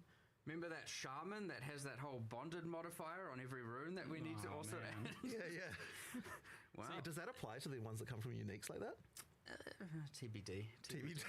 We're going to try. Yes, we are going to try to do it. Yes, but the idea is all of them will work. Yes. So that's like, there's some really unusual ones too, because there's runes that are designed to just be put into an item to metacraft and then be replaced, right? So I'm really proud of that one actually, because I really like the way that it's like doing metacrafting in a more understandable way, I reckon, than what PoE 1 had. So you put the item in, you can start rolling different mods, but then you can take it out again by putting another rune on top. So and I guess there's going to be maybe some process where you put one of those in, do a craft, and then put another one in, do another craft. Almost certainly. Layer it all together. That one's pretty cool. We got like chronomancy mods on boots. You got like a berserking themed one for helmet. There's like a kind of decay, damage over time one for gloves, and there's a few others there. So we've kind of tried to theme them as well. Yeah, that's like even a different thing to what we've had in the past with metal. How do they come up with all these names? Shaping how we access the current modifiers, but rather new modifier pools entirely getting added to items. I mean, we also have that new modifier pool thing going on with Breach as well, where with the new minion set of mods and the new caster set of mods on rings and stuff like that. Like, Crazy. yeah. But the thing is, part of the reason for this is because we really wanted to make sure. So one of the things we're in the sort of early design phase of this is we're kind of like every league needs to have something that you're going to keep, like, if you want to grind Justice League, that there's a thing that, like, a reward that, like, you can keep on, that keeps on giving, if you know what I mean. Yeah. That there's like a reason to keep on doing this, like, economically. So therefore every league has to have some kind of crafting system that you can engage with for a very long period of time. And like, we didn't quite have that for, like, some of the leagues sort of had that a bit before, but now we want to make sure that every league definitely has something along those lines. So that, just a reason to keep going. Yeah, people can absolutely find like a niche, a thing, a service they provide the community or whatnot, which I quite like to see, especially the Breach Tree getting real deep cuts on some of those things that you can do there, and now with the runes and everything as well. So for the back to the runes of Baldur, you're not actually needing to like find those runes that you're inscribing on those encounters, right? Because I wasn't quite clear on how that works. Thematically, that's how it works, but in reality, the way that you'll engage with it is when you find a rune that's sort of inscribed on a thing, then like all the recipes that relate to that rune will be displayed, except for that there's a few hidden ones that you have to do some quests to get. So there's some more quests throughout the campaign, and also some stuff in endgame that you can do to unlock a few more recipes. Yeah, but you're not having to like physically like cart these sorts of things around. No. There's nothing like that. So effectively, like, you're just picking from the book every time. So like, if you want to just look at this as like, walk up to the object, there's some recipes, just pick which item you want. That's effectively how you can engage with it. But thematically, there's kind of more stuff going on with the way that the recipes form and what we decide to put in stuff. So you showed that these remnants then, this new remnant system, obviously it shares the name with remnants from expeditions themselves. And in Endgame it actually replaces those remnants. So you are still finding these standalone remnants from the League mechanic, like in maps as well as expeditions. Correct. So yeah, every area there'll be a remnant, and you do the sort of standalone remnant mechanic. But then when you do expeditions, all the what used to be called remnants there have been replaced by these remnants, which serve a similar purpose, because they both give you an extra reward, but also make the monsters harder. And even just making the monsters harder in itself, by the way, does add more rarity to the monsters. So like, the more runes that you are adding to the fight, the more rewards you're going to get. So it's worth doing, even aside from the reward that you're picking. There's still like extra juice that you're adding to the monsters as well. We've effectively got a more unified monster mod system now, and so anytime we're pretty much adding mods to monsters, be it now runes, and we've even updated delirium mods to apply to the same system. They all go through the same. They all add. There's like a rarity, XP, life, etc. columns, and so we're just trying to make sure that there's a whereas before it's like system over here, system over here, system over here. They're different reward axes, and we're just trying to make sure it's all difficulty equals reward. Right, and that's the key thing. Like, we always want to make sure that whatever the difficulty we're adding, we're always adding rewards in kind. And a lot of the stuff in PoE 2, I mean, it's been quite hard to balance it, but it's one of those things that, if you get it right, then it feels right. And if it doesn't, then you kind of don't know why things feel off, and like why things is like, this thing's too hard and that kind of stuff. Yeah. So on that topic, actually, so each of these runes has its own different modifiers that it does to make monsters harder. Is that something you can kind of engage with? You're like choosing the recipes? So when you're choosing the recipe, you're also choosing what mods effectively go on it, because each rune that you're inscribing effectively comes with, like, the thing that the monster's going to do.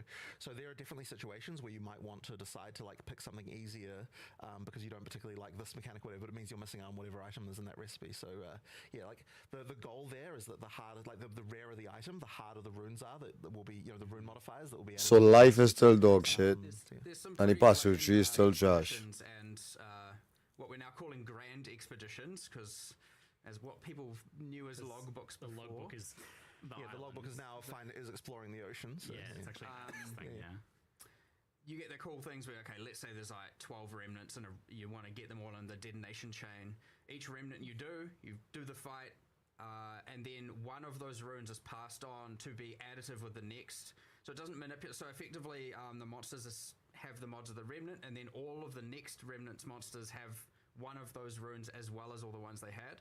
So every remnant's harder than the next, getting more and more and more mods. And you can imagine if you go down 12, you can have technically up to 22 extra mods, which you'll note is the reason why we don't display a whole bunch of lines of text under it, and we instead have the bar of actual runic symbols.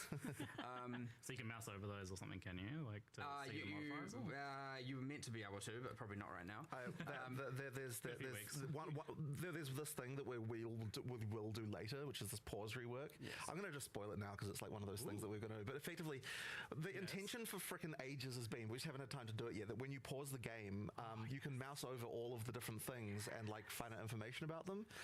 So the intention would be to like, be able to expand all of that stuff, like so look at all buffs and explore like what exact stats they give and that kind of stuff. If you want to do that, we've just been planning on doing it for ages, but we didn't get around to it. But I've been really keen on that. Do note when you runes do say what they do on the remnant, and when and the one that moves on to the next remnant has an extra icon above so it. it's not actually moving on all of them, because I was going to say, because it's kind of like each remnant has a lot of modifiers, so it's not. Is it?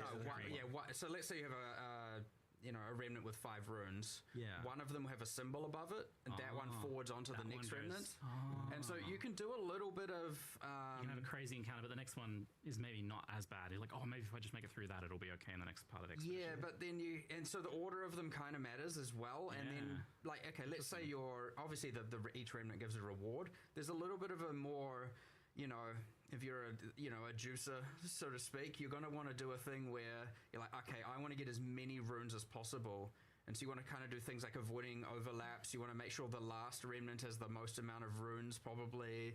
And there's all these like different little things you can think about to try and expedition. Then there is, yes, and it's the kind of thing where people are like, I'm going to try and squeeze the most amount of rewards out of these out. Or if you just want to just go blow up a bunch of stuff, also that's completely fine. On that note, extreme archaeology is still a thing with this new system then? The giant explosion? Not in the direct sense. How do you mean? Well, not with grand logbooks. Right. Well, with the regular encounters and maps. I believe it's on one of the master nodes. Oh, yeah, cool. I need to double check that because I can't be sure, but I believe it is. Yes, we are. Yeah, that was always the thing for regular expedition encounters anyway, right? But like, obviously, you don't want that in a grand expedition because you're just like, well, okay, I'll get 1% of the island, I guess. Yeah, for the regular ones, it should be there. Awesome. But cool. If it's not, it's funny though. Like there's also a sort of hidden amount of work that we sort of glossed over there as well in all of the like logbook islands, like what used to be called logbooks, but now the Grand Expedition Islands. Yeah. Like we put a lot of effort into like making a bunch of unique islands with weird shit. Like like every one of them has got like unique things to find and blow up that like are kind of weird. So it's not just a bunch of generic maps with expeditions in it. Yeah. They're actually got a lot of effort put into them in terms of every one of them has 2 to 3 things that only spawn there. That are interesting. So yeah, there's quite a bit there too. Like it's kind of like we didn't want to spoil too many of them because it's quite fun like finding out, oh, maybe this will explode, maybe that'll explode. There's like things like that you can do, but it's quite a fun one. There's even like there's like special logbooks you can find. Now that a logbook is just click it to reveal a section of the ocean. Yeah. We have one that you can get that you can turn on, and then when you click, it's all of the islands revealed have extra modifiers on them, like expedition themed modifiers, so like more explosives, more radius, and a whole bunch of stuff like that you can get in late game. Yeah, I guess kind of somewhat filling the role of how towers work in the rest of the Atlas. I have no idea what they're talking about. But then AoE craft of maps. Well, but then you also have ones that reveal like guarantee. Olroth will be there, for example. So it's like a little bit, which is a way to trade for like then getting Olroth kills. Spicy, of course. Nice. And you can always, of course, just trade for like the pinnacle boss keys themselves. Anyway, so, yes, yeah, but he's not the fake pinnacle anymore. Right. And you are actually using regular Waystone, so you can kind of juice up the expedition maps, the grand expedition exactly. maps now. Yes, you can. Potentially quite a bit. That's pretty juicy. It seems. I think you kind of mentioned, Jonathan, that it feels a little bit like Delve in some ways. Yeah, it is a little bit. So the exploring there is sort of supposed to feel that way because it's one of those like sort of infinite expanses that you can go down. Delve ocean. Yeah. Delve sideways. I still want to make proper Delve one day, but at least we've got this. You also don't have to run around the islands reading all those giant blocks of text anymore, hoping to not get some. Oh, you remind me actually. So with the runes, is there modifiers like immune to fire damage and can't leech from them and stuff like that? No. They're just gone. Just more traditional modifiers, and then there's a set at the top. Like there's one called Power Rune, which is the rarest. It takes every mod and makes it tier 2. So there's some meta-y ones, and then there's the ones some we showed, and there's one that causes all monsters spawned by the Remnant to share a life pool, which is actually crazy and also very satisfying. That kind of sounds fun, yeah. The funny thing about this is that if it had been a normal live stream where we were just doing a league, like so much more of the stuff we probably would have delved into. Yeah, but instead, because we had so much in-game stuff as like other things as well. You're doing like 5 leagues. Yeah, exactly. So you couldn't really show any of this stuff. Yeah. There's tons of like hidden stuff. It's like, I can't believe you glazed over this thing where like a rune steals a unique modifier. That would have been like a core system you showed off in another one. Yeah, exactly. Just like, oh yeah, we didn't have time. We had to cut it for time. Well, I mean, Like, another one of those we cut for time was the ability to upgrade runes that there's a thing that will upgrade a rune that's already in your in your gear. Yeah, you can get like a perfect. So you can get a perfect rune of any rune can be upgraded past the normal level that it could normally go to using one of those. Like it's called the Masterwork rune. Rub your runes. So there's something like that as well. Like, there's all sorts of stuff. Which you can then do incursion, extract, and trade. By the way, just to be clear. Yeah. Because there's the incursion room that lets you extract stuff. That thing. Yeah, so you can actually trade those as the upgraded ones if you wanted to. Oh, yeah. And you've got another category of ones that absolutely can't be removed, and I assume not with that either. Yeah. So that's like the dual socket thing and it's stuff like almost that. like vialing an item that's done. Yeah. This is where you're going to get the weird economy where the upgrader item is for some reason cheaper or something than the rune that's taken out of there'll be some weird someone's extracted a perfect rune because that's like a abnormal thing you got to do incursion, and the upgrader item is like for some reason going to have a weird price differential to the rune. It's always going to be a wild economy. I mean, not to mention just like 100 new runes in general. That's kind of like rather a lot, isn't it? That's a lot of runes. It's a few. Yeah, I think it's 160. Yeah. 160 now. Yeah. Jeez. But it is the runes of Elder, like you know. That's right. If we didn't have some runes in it, exactly. Yeah, it'd just be Elder League otherwise. And that's not even all. Like, there's the alloy crafting too, which is like we're gonna make a version of their essence crafting because, of course, exactly. Yeah. So, do you view this league just as like it was a crafting focused league from the outset? Like, we knew. The Veracium stuff. Like they're known as like a whole culture of blacksmiths and like doing stuff, right? So they're gonna they're gonna do some crafting. Do you think there is like a too much for crafting options, or is there some way that this is like kind of segmenting out that makes it feel like it's still manageable? Well, I'd like to think it's manageable. Honestly, I find the rune stuff. I mean, you can always add more socketable type things like this because every time you find one, it's just a thing in itself. And by the way, this is one of the reasons why we steered away from like too many crafting bench type things. We've got like mega lists. Yeah. It's honestly way cooler to find an item and then like, okay, now this is a physical thing that I've got. So yeah, like that. Yeah, I mean, if you'll notice the Veracium Metallurgy one we have, the rune smithing, rune forging, whatever the names we ended up going with. It's just, here's your input, here's your output. Exactly. That's it. So that one can be simple. You don't need to have the giant. I think that the giant lists are part of what scare people off from crafting as well. Yeah. So I think doing it the way we've done it here is honestly more new player friendly than the kind of than the giant list you feel like you need to understand when you see it. Yeah, but of course, as these things go core, we'll see what works, we'll see what doesn't work, we'll see what worked in endgame and didn't, because again, once the things are core, how they appear in the campaign, you don't know. Maybe these things work really well in the campaign and need to be pulled into a system that's more campaign friendly without having to have remnants in every area and stuff like that. So it's always nice to keep an eye on that and see what works, what's good for onboarding, what's good for campaign progression, what's all of that kind of stuff. I mean, honestly, all of this stuff, if you're using it all, you're going to be significantly more powerful in the campaign. We have a bunch of, those kind of purple runes, those powerful runes appearing throughout the campaign that you can get from the remnants as well, and like they do. Was that even in the live stream? The purple. Some of them were, I think, but like there's the rune for bows that gives you 50% chance for an additional arrow, and like that. It's not like that's end game. That's just early. Now, of course, you're going to get the thing of like, do I want to use it early or do I want to save it till late? Because it depends on how many you get and all of that. But like, the power is there if you need to use it and if you want to use it. So it's kind of up to you. And if they're abundant enough, go free. And but to go back to your original question as well, we do sort of want to make sure that each of the crafting systems does like have specific domains most of the time. Yeah. So in the case of the Breach one, again, like that's about jewelry crafting. If you're into like these specific things, and in particular, you've got the caster and minion stuff as well. Yeah. So you're kind of looking at that, and you're like, okay, like if I need to cast, create some minion jewelry, then like this is the league I'm playing. But then if I'm not having to create that, then I don't have to necessarily understand that one. So we do try to we're trying to make sure that it's not like for every single item slot or every single use case you have to know about every crafting system. Like there are specific ones that can help with specific areas. Yeah, okay, and you can look into that, and that does divide it down a little bit more. Yeah, Make it a bit more. That's kind of the digestible intention. chunks. This was actually one of those things we discussed way back in the early days of PoE 2 about how we would differentiate crafting from PoE 1. Is like try to have a little bit more segregation of the different crafting systems and different item slots. Yeah, exactly. So you've also got this other crafting system in this because we're not finished through that list yet. But, so you can use rune forging to upgrade items, including unique items to increase their base damage or give maybe some armors new rolls with ward and things like that as well. This is like another route to modifying uniques, which you've been doing a little experimenting a bit more with over time.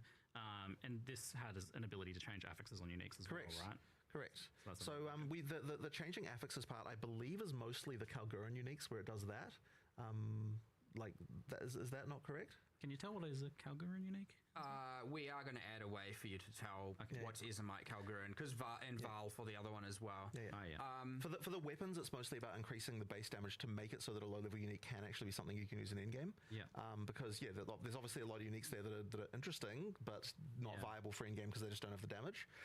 So that's kind of like one of the main things. Glad you fucking know. And then for the armors, it's all about like being able to make that ward versus other defense trade off as well. For the Kalguran uniques, what we've tried to do is have that, because most of the Kalguran uniques are in-game, right? That's just, drops from Olroth, drops from the new Pinnacle, a few others. And we've tried to have multiple outcomes for them, and you don't get to pick. So, for example, there's a new shield being added, and it is a strength dex shield, so armor evasion, and it comes with raised shield, and it has some mechanics around that. In the Verisium bench, you can put it in, you can craft, and it can turn into a full ES base, a full evasion base with parry, or a full strength base with raised shield. So you can, if you want to get away from it being hybrid, and that's just one example. Now, you might have to get a few of them to get the one you want. Deal with it. But for all of them, that's kind of the idea. Is like some are just mods, some are a bit more transformative. There's just like, okay, there's a weapon, and one of the outcomes might be that it's just higher damage, slower speed. One of it might be that converts all of its damage to lightning, like it's got a Tempest theme. One of it might be that, there's like just a whole bunch of different stuff like that, and like some of them are a bit more niche, some of them are a bit more spike. But the idea is that we're going to try and aim for 3 different outcomes for every Kalguran unique. There are some other niche cases. I don't want to spoil them because by the way, there's more crafting things. I'm just not going to tell you because they're secret. Okay. I'm getting all my secrets in. But I hope people can find them out and enjoy it. But yes, there are some other things as well that are a bit more out there. One that isn't so secret, but like there's the kind of the questions of like what happens if you try and add runic ward to something that has no defenses to begin with. Tabula rasa. There's like weird things where it's like, what happens when you convert nothing into something? I don't know, so and then there's some other weird cases as well. So yeah. Interesting. Well, there's going to be a lot of exploration and tinkering, and it seems like a long tail of discovery for this league as well. Yeah. Months in, people might be still discovering stuff. That's it's pretty exciting to hear.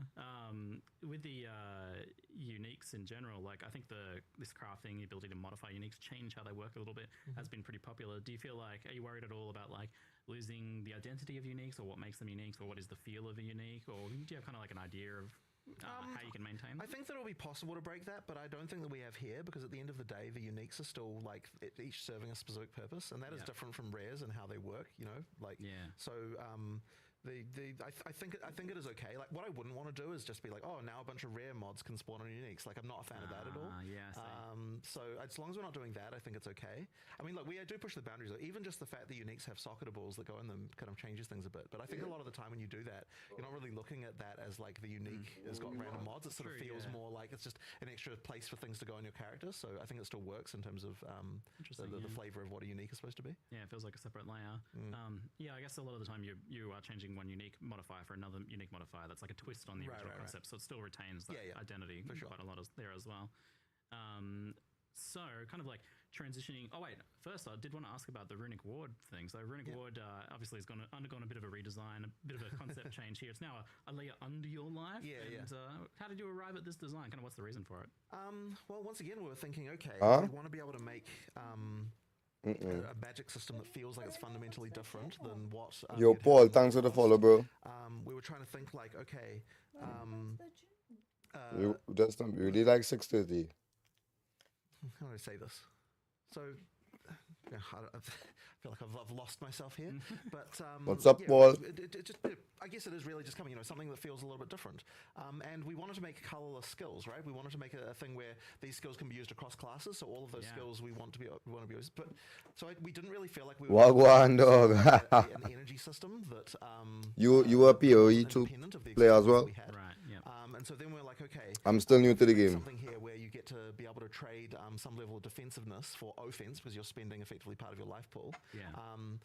Then we'd be able to make a system there, but we probably couldn't have used life. The because gameplay? there's No, this is something, like going they're on. announcing the new update that's coming May 29. There wouldn't have been Like enough they work, already so, like it's, Ward. I watched it's it. just a completely I already different watched it model already. than It looked PO1, good, so we but used the term. there's no new character. Different I mean, PO2. I think it's just a significant upgrade from PoE1's, just like kind of one-shot energy shield. I mean, that was like hard carried by uniques. Whereas this is a way more, just applicable system. Like you can just have a little bit of it, and you're just happy to have a little bit of extra life. Effectively, works way better in the campaign. Works just as more of as an isolated system, and doesn't need to have like, okay, here's now 4 unique mechanics, and now my ward is a build, which is fine. If it's all in-game, that's fine. But like you were talking about having something in the campaign here, a full league and a system we want to engage with and get some, borrowed power out of via these skills and whatnot. And so, What is he it just talking works about? A lot better. One thing I should mention with the ward is that in the early base types, it's usually strict upgrades. Like if you're during early in the campaign, you're not trading off anything; you just get extra bonuses. But as you get into the end game, that's where those bases start to be like, okay, in order to have more ward, we're going to be trading off your other defenses, and that means that when we finally do potentially move it into core, it's going to be like it'll be a question of like, do I want to go for like it's not going to be something mandatory, because if it had just been always additive, it would have been that every single person needs to put ward on every single base type, and we don't want it to be that way in the end game. Right. We want it to be once it gets there, it's like a choice of like, do I want to engage with this? You're talking about the blue stuff you can get on armor. We've actually also handcrafted every outcome. So every single, generally how you would expect this kind of thing to be done. Here's the formula.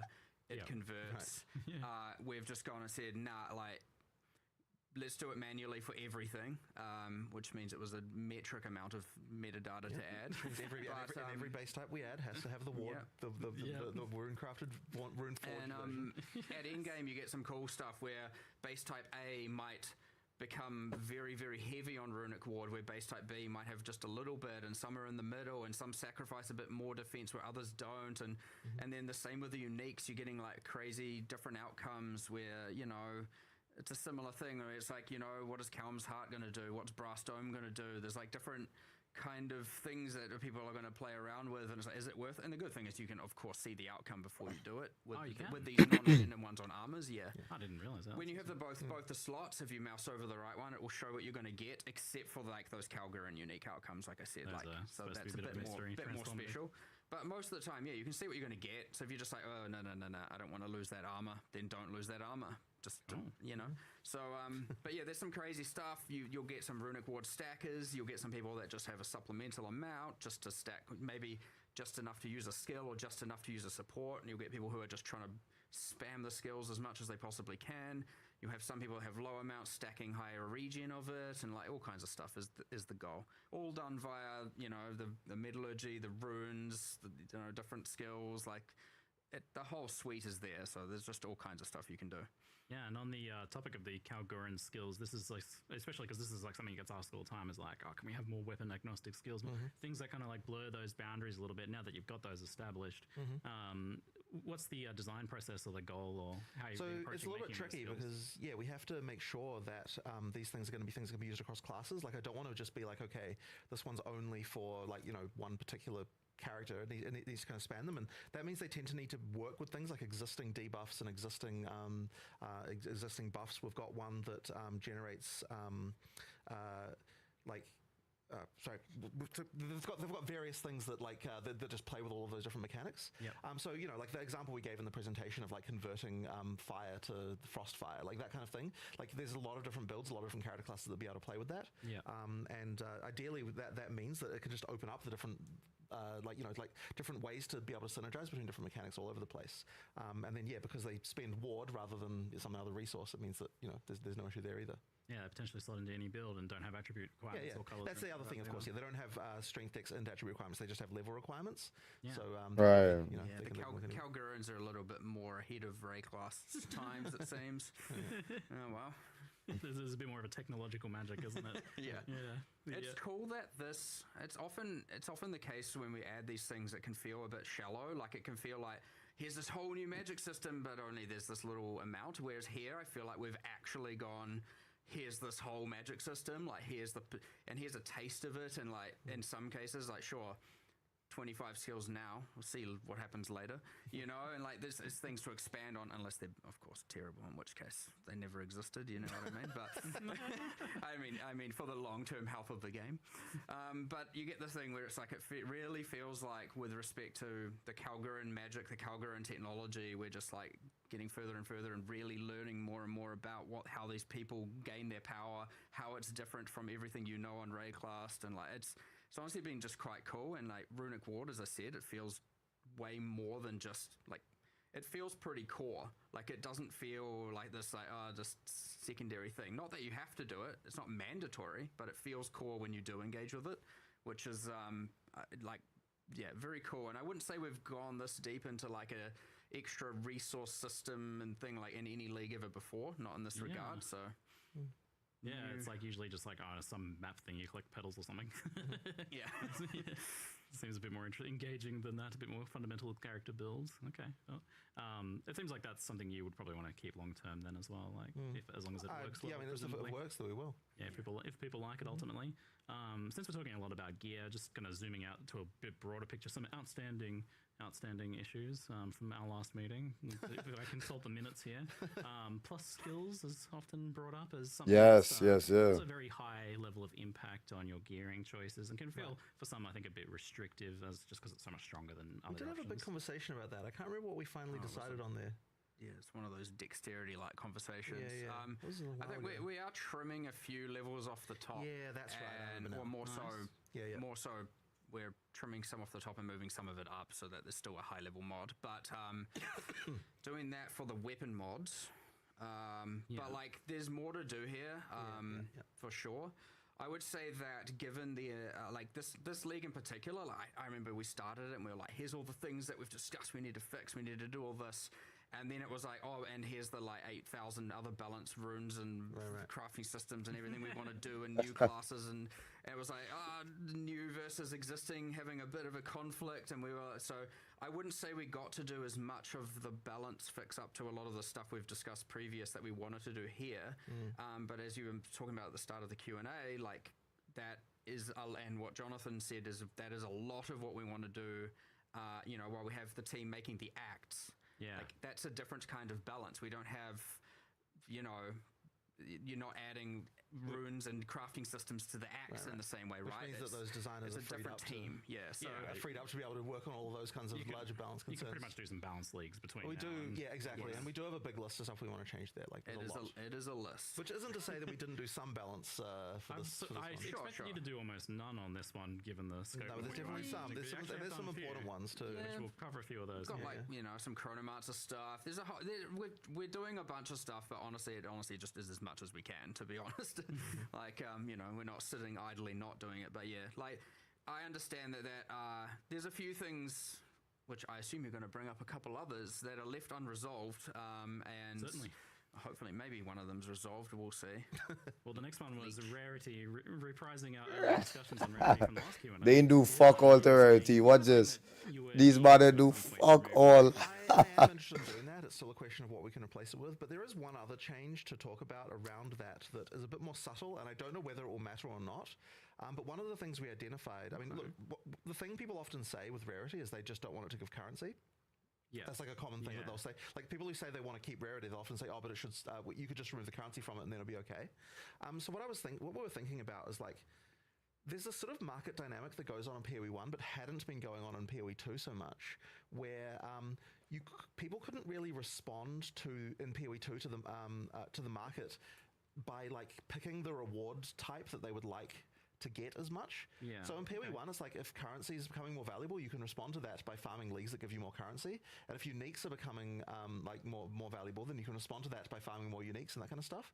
So there was like a little bit of an aim here to make it so that the league's a little bit more like by picking what league you're also picking more of what types of rewards you want to get a little bit better, which can mean that like if there's a gap in the market, you can fill it that way, and that should result in like more price. We're getting total economist here, right? Bro, shut the fuck up, though. Get rid of it. Signals that the market is giving them by farming the correct thing to like get the thing that like the market is valuing more right now. So we're actually seeing that phenomenal difference between the two games on like the economic statistic level. Well, I think it's not so much looking at the statistics, but just realizing that like without the ability for players to do that, it can mean that you can get endless inflation in one thing because people aren't able to respond to that by effectively getting more of that thing to drive the prices down again. So that kind of stuff actually can matter. And so one of the things we have been doing is making it so that here's a league you can farm more to get more of this thing. And like even with regard to something like Breach, because you can pick there's mods for picking what type of womb gift is going to drop more often. You can be like, okay, if currency is more valuable right now, I'm going to pick that one. That's I'm going to have that tree be the one that I'm getting more of, and that kind of stuff. So it's like giving a little bit more control over what the rewards are, which should actually lead to a bit more price stabilization here as well. But we'll see how that works. Like I don't know whether that's actually one of the things, but it does seem related to the fact that in PoE 2, since Rarity effectively boosts everything, it meant that that mechanic wasn't letting it be one of the levers that people could use to respond to the market that way. Yeah, exactly. You were just going to do it because it was clear. Sorry, guys, for turning into an economist all of a sudden, but it's like I like it. It's one of those things. I think it's just ignoring the whole economy aspect. It just gives players agency to target what type of loot they want anyway, right? How is that not just straight up better for like, here's what I need, here's what I want, I'm going to go get it, and here's the different levers I have to be able to achieve that, be it via choosing a different league, be it by choosing different multi-choice Atlas tree things within that league, be it by picking a certain master and taking a certain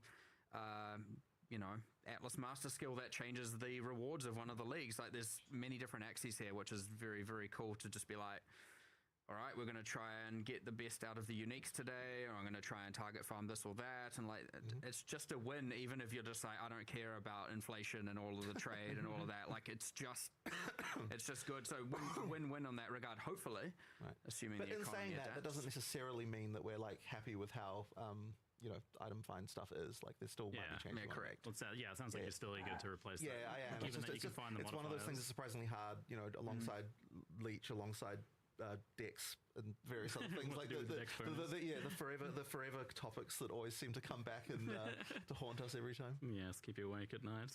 Since we're talking economy and inflation, is that something you guys are kind of like interested in looking at in some way, like sinks for exalts or divines, or kind of managing that sort of stuff, where you just kind of like see what happens? This is a weird one because some of the perceptions that people have about like what each thing means can be backwards from what people expect.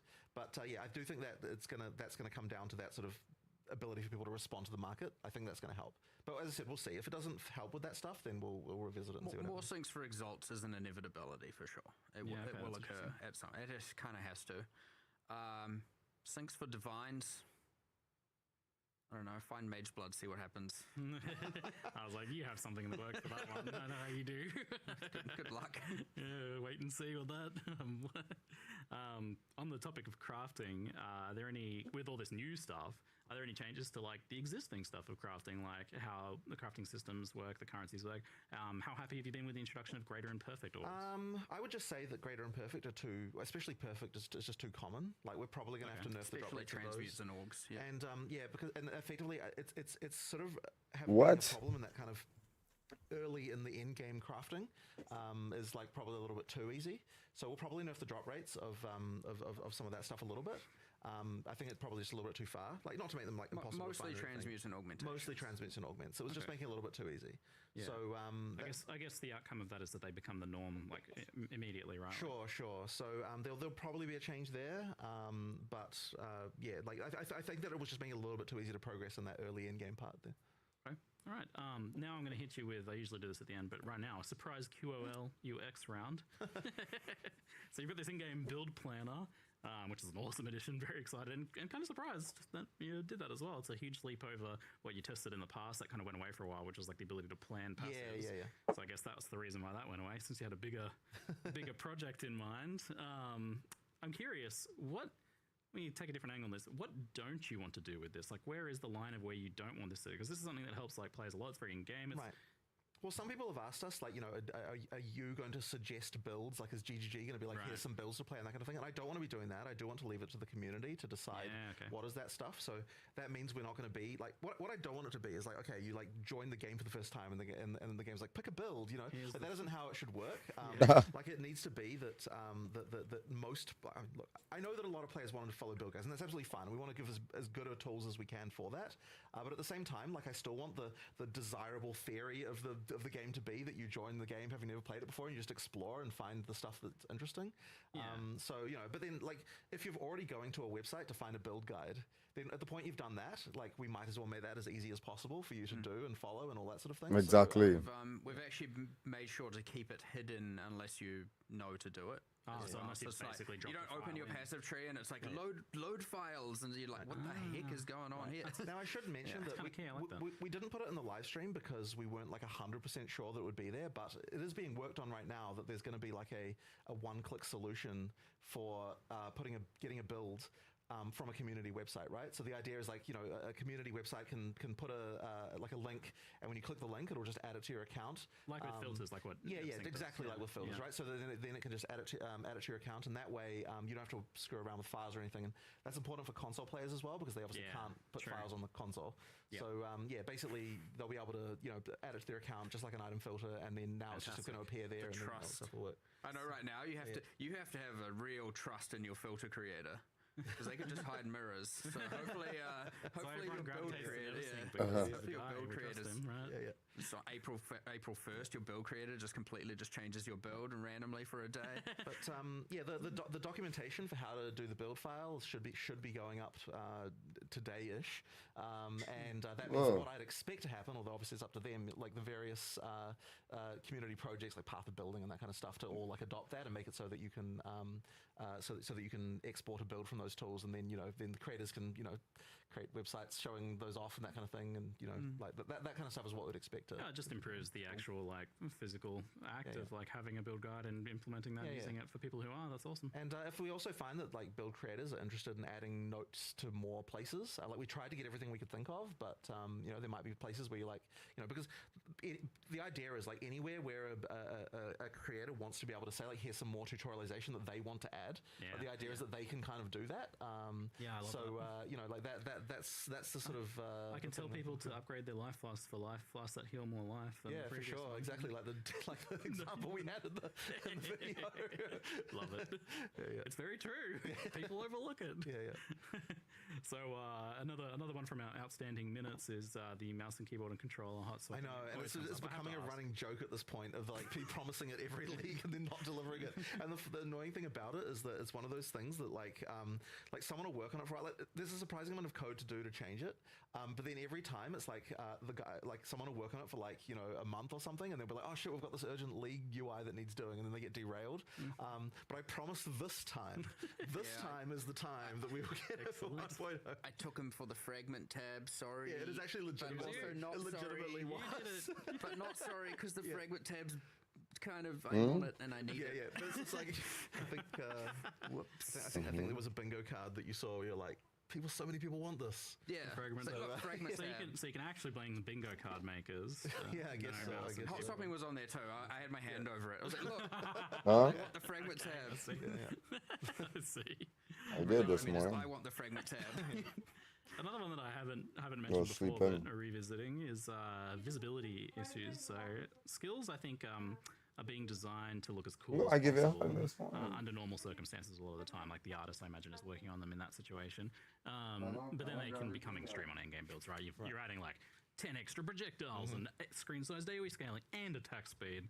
So I think like a good example is Explosive Grenade. Phenomenal looking skill, immensely satisfying. Sounds, visuals, but now we've got like grenade nova projectiles with totems firing out multiple of Yeah, them at it rapid can pace. get pretty extreme. It can get pretty extreme. You got to put your sunnies on, man. I know. It's funny when I'm streaming, you can see the face just Yeah, light up yeah. whenever you toss a grenade. It's one of those things where, like, you know, over time, ideally, we're able to just improve the situation with regard to effects. I mean, we do have some systems for limiting this kind of stuff, like to prevent certain particles from spawning. I was wondering if like some sort of dynamic culling effect. We do would work have for stuff that. like that, but it's one of those things that it's easy for it to get left till the end and then not done because the effects artists are obviously optimizing for what looks good. And whenever you're like, you know, if effects artists come to me and like, hey, what do you think of the skill? It's not I tend not to be like, okay, now let's see it when there's like a bajillion of them, you know, like, and like that's one of those steps we should probably take at some point. But it's like we do have systems for it. It's just, you know, a matter of like spending time working on it, and it's the kind of thing that just over time will slowly It improve. honestly is a time problem. Yeah, Like we do, it gets tested internally. It does get reported. There are issues, tasks that are made, and they say, "Help my frame rate, help my eyes." It does say that, and 100%. And then it's like, I could optimize this. I don't quite know how, and a few people have to collaborate to We do definitely it. do and- fix the worst cases, like when they're really really bad. Yeah, we do. yeah, But before you see them, ideally. But there can also just be cases where it's like we didn't realize that a build would be created that could get to this level of insane. Well, yeah, that when kind of thing. explosive grenades were added, there wasn't a way to do all of this stuff. exactly. So But, like, then And, you so, know, and three here's the leagues thing, later. sometimes it is the balance that's the problem, right? And then so that can be a bit tricky when it's like, how do you know, is this an engine task, an art task, is it a balance task? And that's the funny thing about it as well, because all of those sorts of issues have to actually go to a game designer because they're the ones who can decide, like, is this even acceptable in the first place? Yeah. And that's like a very tricky thing. So like we did do some nerfs in 040, I believe, to some of the grenade spam stuff that you could do. But then I believe there were some other mechanics added that kind of made it come back again. So, you know, Yeah, it was. yeah. It was like slight enough, and then way more. It's it brighter than ever. happens. That's good. But, you know, yeah, like we'll resolve them over time. Like we will get it better. And just to reiterate, because in the past we'd asked about the idea of like transparency sliders or brightness sliders. and I'm not a of it, fan, are you? honestly. Like I think it does fundamentally kind of ruin something there that I'm not, you know. I'm Yeah. not- So that's like in I my want mind, to try and that's the fix it easy so that you route. don't even have to think about it. That it's not a setting you need to do. It's not anything like that. It's, You want to take the hard route on yeah, that, which for sure. is Always, the way I every do it. time. Yeah. The hard route. That's the best route. The last one I have, maybe, unless there's some extra chat ones in there, is are you guys looking to get full Steam Deck verified sometime Yes, soon? yes. Well, I was Green telling you check about that earlier. So yeah, so this is there were a few things around the UI that made it so we couldn't get Steam Deck verified, like UI sizes. So we've actually added a lot of options for UI scaling in like different areas now. So pretty much everything, like you know, like hovers versus like, you know, the like just like all these different areas are now scalable. All the different parts of the UI, and that means we can now have defaults for Steam Deck that we can now go, okay, hey Valve, can you Steam Deck verify us, please, and get all that stuff. And we're sort of testing on the Steam Deck now. Like we have, you know, Steam Deck stuff internally. You know, it's a thing we're taking seriously because we know there are a lot of people who want to be able to play it on the deck. So yeah, it is now a thing that we're, you know, I really want to make sure that by launch especially that it's like a perfect experience. There's still some performance issues at the end game on Steam Deck, like it's still not quite there that we need to work on. But during campaign it's fine. But I'm like not going to play during grenades in-game, on it Steam Deck. That's the yeah, yeah. So there's like a few things there we still need to do to improve. But yeah, in terms of like the experience of you know, like the main experience and all that stuff, it's way better now. Great news. Excellent. I keep seeing in the chat, so I'm just going to ask it. But like, people are asking like, tell me about Mage Blood, but like quite clearly, We're not going want to tell you about people Mage Blood. You have to find you Mage want people Blood. to find Mage Blood. I mean, you did drop some extra hints there, kind of subtly. But people can maybe you can rewatch the Q&A and kind of like find out what those hints were. I know how to tease a unique. This is You know? like, I mean, this is like outside of a headhunter or Well, something. people are so this is one of desperate for those, Mage Blood, like, dog. chase long-awaited Yes. items. And the tricky thing is right? making sure that people actually like it as well, because we don't want to disappoint people. Yes. That would be We'd like sad. when we're It's going to be filming. insane, though. It's going to be insane. Yeah, it is. Yeah. When we're filming the trailer, I'm like, you make sure that Mage Blood's on the screen for a second. You put that text there. There's one frame of Mage Blood. You can They're like, dig but through all it's the so frames." rare. I'm like, I don't care. Do it. Excellent. There's one for you to look forward to. Before we jump into the end game, let's talk a little bit about campaign leveling. So there's a pretty nice signposting tricks addition there. Yeah, Very yeah. nice. In one case, completely literally a signpost. Literally but, a signpost? Yeah, I did it's, know one of that. those, it's one of those things that I like. So we do understand that if you're a repeated playthrough, like it needs to be that it can be efficient. Yeah, we were thinking about like what is better in PoE 1 than PoE 2 in this respect, and we're thinking there's just like people have just learned a lot of tricks. Yep. But then we're like, are there even enough tricks in PoE 2 to learn? Like, Yeah. you know, like we want more mastery things. Like we want it so that if you're paying attention, you actually can work out, hey, like this thing leads to that thing and all that sort of stuff. Yeah, go nuts on this. I So like yeah, it. we are just going nuts on it, right? Because it won't actually affect the time it takes for a first-time player to play through, because like they're not going to know what it means. And that's the secret, isn't it? yeah, That's the exactly. secret sauce there. And like, you know, in some cases we have shortened some stuff. Like for example, at the end of Act 2, there was like 2 areas of the cart. You know, like the Farragon Yeah. cart. Now there's just one. Oh, nice. You know, like the one that there is like very slightly longer than one was before, so like it doesn't feel like a complete compromise of that, but like it is definitely shorter than what it was. There's just stuff like that all through the game, and then there's some counterintuitive things that we've done. Like in some cases, you want to take an area and that was linear and actually make it non-linear, but with wayfinding, right? Because if something's linear, there's literally only one path to go. Like it entirely depends on what your clear speed is to get from one end to the other. Whereas I if see. something is you can more shortcut. open, but then you've got things that point you where to go. It's like if you know what those are, now you can get through it faster. But if you don't know what they are, it's still like an area that's going to take you a little while to get through. Giving the So possibility of a shortcut. exactly. So things like that can actually be something kind of counterintuitive that you can do, because a lot of people just assume like in order to make it shorter, the way to do it is just make the level smaller, you know. But that would compromise the first time experience. So it really is about like, you know, how can I make it take you less time while also not making it take you less time if you were playing for the first time. Yeah, so and, Even like the jungle ruins now, the silverback, the big old monkey. quadrilla is now in the direct center of the level. Right. So that means you can always find him easily, right? You Like can that's find the- him, you know, northeast, southwest, you just Yeah, know. yeah. And then obviously you can find the camp is another way. You know, there's all these different ways. I mean, if you find the venom crypts, you escape out the other end. Yeah. So there's Like, an it's extra just- there's an extra exit in the Venom Crypts that comes out directly next to the exit of the area. So if you want to go down through the Venom Crypts, it's actually can be a faster way to find the you can take exit a to the shortcut. zone. There's like a shortcut through there. So and then the Venom Crypt. Here's an interesting one. All the snakes. This is Well, like what's one up, really one notice Joe? I'm gonna tell you. All the snakes Anna? go towards where the Venom Crypts are. What one? All the snake, the going little home, snake yeah. critters. Yeah, they're going home. They're going towards it. So if you see a snake, that's the way that the Venom Crypts are. So there's like little details like that everywhere. Just little things like that. That's so cute. I love it. Nice. little bit of stuff with monsters. You as play well. PoE? Like there's in the Venom Crypts again. Towards Trinidad. the boss room where there was the shaman making the whole venom potion. Now you get more of the humanoid. It's in the monsters. description. So that was an area. It was really hard to find that final place like Yeah. where it was. But now you know like, oh, if I find those type of monsters, that means I'm getting near the place where the yeah. you know where that We've done that in a few places. So like a density of monsters increasing, or more so the other types of monsters phasing out as well. So an introduction of an abnormal monster, or one that's not natural to the rest of the area, or in some cases one that's natural to the area, and then you get Oh, to a that's sick, section that's sick. where now only those monsters are there and all the other monsters aren't spawning. For example, the snakes in Keth. I just said. Right around Kabbalah's section, the boss there is only Serpent Clan. You don't get the so, you other know, if you want to find monsters, Cabal, so- then you find run in the direction where there's more snakes. Yeah. You know, like that kind of stuff. So yeah, that is it. I don't know if we'll get it all perfect in one go, but we're going to be doing a lot more of just that sort of stuff all through the Yeah, campaign. we definitely got more to do, and we're just going to keep going. Excellent. Good stuff. And also, what we're finding is it's just adding more flavor to the areas. Yeah, yeah. It's adding more identity. Yeah, it's adding some of those more really interesting sound like that. things, and it's just an upgrade overall and on every axis. I had a little bit of hands-on time, and I was especially a fan of the Ogham Village change because, like, now you actually you come in and there's an obvious cobblestone road there, and if you follow that, you get to the blacksmith. It's Exactly. Oh, that was so and annoying to find before. yes, and it actually like Yes, it was. makes the That was zone feel a lot huge. Better as an actual zone too. Now it actually feels like a village, like a town. It doesn't feel like just a random maze like it was before. Yeah, Like, so it actually, a bit more of a I don't know, believable, realistic area. So good stuff. On the leveling topic, something that comes up somewhat often is this idea of like, so you've got new skills getting unlocked all the way through into like late Act 4. And I always thought of this personally as like a good thing, right? Like you've got a nice steady progression of new stuff to play with. But recently I saw some interesting reasons why people don't like this.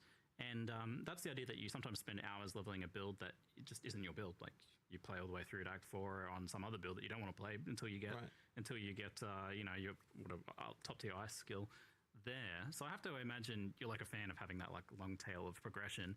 But there are other reasons why you kind of like want this spread. And how do you feel the idea of compressing, I don't know, maybe the main skills down to the first 30 levels or something? That's actually not something that I've had come up before in terms of being a problem like that. So that's very interesting to think about. I've seen. I prefer the slow unlocks personally. That's my style. I prefer. I mean, it's certainly as a first-time player, you want it to be that you kind of get that, like, you know, it feels like your build is still progressing as you get through the game. But it is interesting, of course, to think if you want to just speed through and you want to play a certain build, like that is certainly something interesting. Even on like the experimentation level, so like, you know, when you respec to a character at endgame, it's like just trash. It feels bad generally to do that because you didn't have that evolution of that build over time. And I feel like it maybe if you're swapping over at level 52 to your actual build then, because that's when you get the skill, then you don't actually really have much of that progression evolution of your build to test. It might be more of a matter of just swapping where some skills are given. I think like, it also can also be that we're not necessarily, like, it's not necessarily clear when we're creating the build, like what some skills might end up being ones that feel like main skills in that way. Yeah, I imagine that needs so review over it's probably time. likely that that's like one of the issues there is just like moving things around where they start. Yeah. It's just that we don't want something that's like too flashy to be something you get really, really early, because otherwise it feels kind of strange in the power curve. Like you do need to feel like that level of progression of like the skills get more epic. So I imagine like it's pretty okay to have things like those glory skills and stuff like that right down the bottom there. Well, certainly. Like I mean, the last row tends to always be those sort of ultimate type things that, like in theory, those are not things that your entire build is like made around. So it's more just sort of extra. The examples that I get see brought up usually aren't that sort of thing, but rather like what's that ice skill that shoots projectiles everywhere? That round spinny one. Winter something. Is it Winter Orb? Is that the name? Or Eye of Winter. Eye of Winter, that's the one. Yeah, Eye of Winter is an example that I see get brought up because like it is on that last tier and it is kind of a main see your skill point. and it's not really like a big cooldown see skill. your point. That one honestly might be able to come down.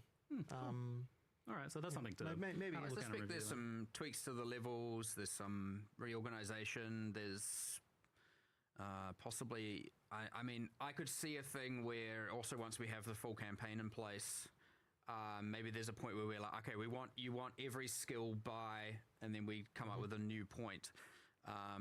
You know, like. But I honestly suspect the rearranging is the solution there. Nice. Okay, that's good to hear. I think that'll be good for these people who feel like they don't get to play their build for a long time there. Right. Kind of carrying on with the topic of skills, builds, and balance, we have the two new ascendancies, which you seem to be getting a little bit like with the classes. They're following a similar trajectory of getting a little bit more. A little bit extra, a little bit more high effort each time. So, as we kind of learned from PoE1, like you know, we have changed some, but ascendancy classes are kind of like just forever things. Yep. You know, we obviously have a whole alternate classes league and stuff like that, which is cool. But you know, we don't.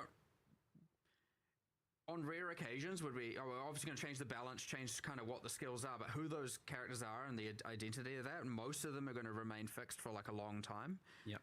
You'll get rebalances, you'll get changes, like obviously, right? We've done that a lot, but like, you know, I wouldn't expect the Deadeye to despawn anytime soon as an identity. If ever, just by the way, just and so like they just need to be high effort and they need to be, you know, something that we are like something that comes up a lot and you'll notice it in these two. Like now for every single beast boss, the Spirit Walker, yes, we have to make a tamed version this is what I keep saying. Like, for why do you every do this to pair yourself? for every mod on gloves, of which we just added a bunch of alloys. And there's, it goes on and on. We have to. It's a maintenance, but the thing is, as I said, these are forever classes. These are identities. These are very important, and so it's like always very worth it. But now just a bit of a rant here about those beasts because it's come up a bit recently. Where Huh? When not want it? I'm only coming a little bit.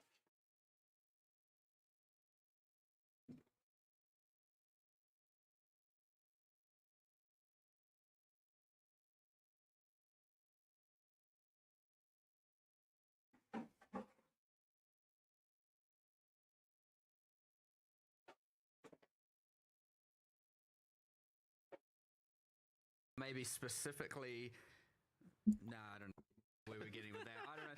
The point is, it gets a little bit complicated. It's like, where does it end? And how much you're talking about, visibility. How much of your screen are you willing to have be a gigantic pinnacle boss? And thing is, like, changing the scale is not actually as trivial. Like, yeah, I was like, I thought you make them smaller, but then I saw like the giant bird boss. I'm like, nope, that looks like a normal size boss right there. I think that's fun, but we did limit it to 1. We did internally have it that people were running around with 5 for a while, and it was a little bit off, a little bit out of control. But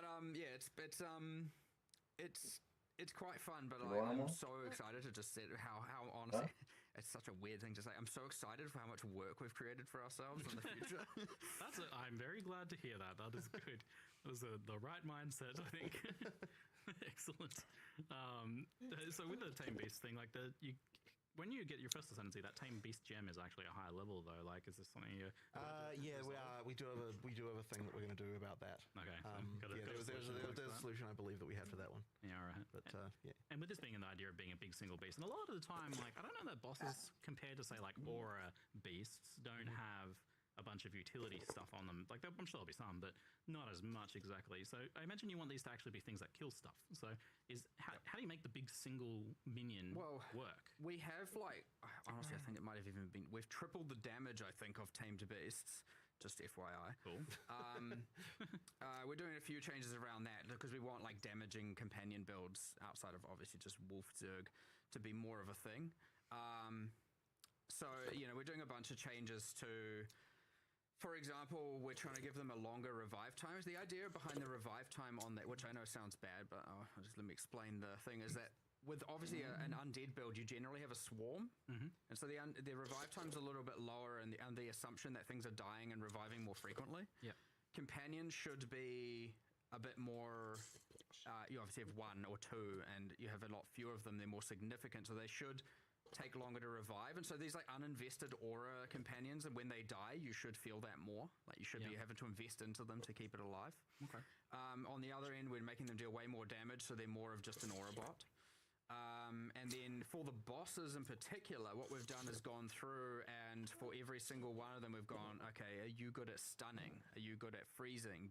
Maybe they have the primed for stun thing. Maybe they have, we're trying to just really give each of them something that can complement your build. Themes a bit. So it isn't just a question of just taking the boss as it is and being just like, all of them are actually like designed, in terms of like what they can be. Crazy. So it's even more effort. Yeah, because it's more like, it's more like taking a creature that's got existing animations and we're like, now we have to completely do AI and everything. We're adding a bunch of new passives for companions. There's obviously a bunch of uniques. Some of, I think we showed 1 or 2 today.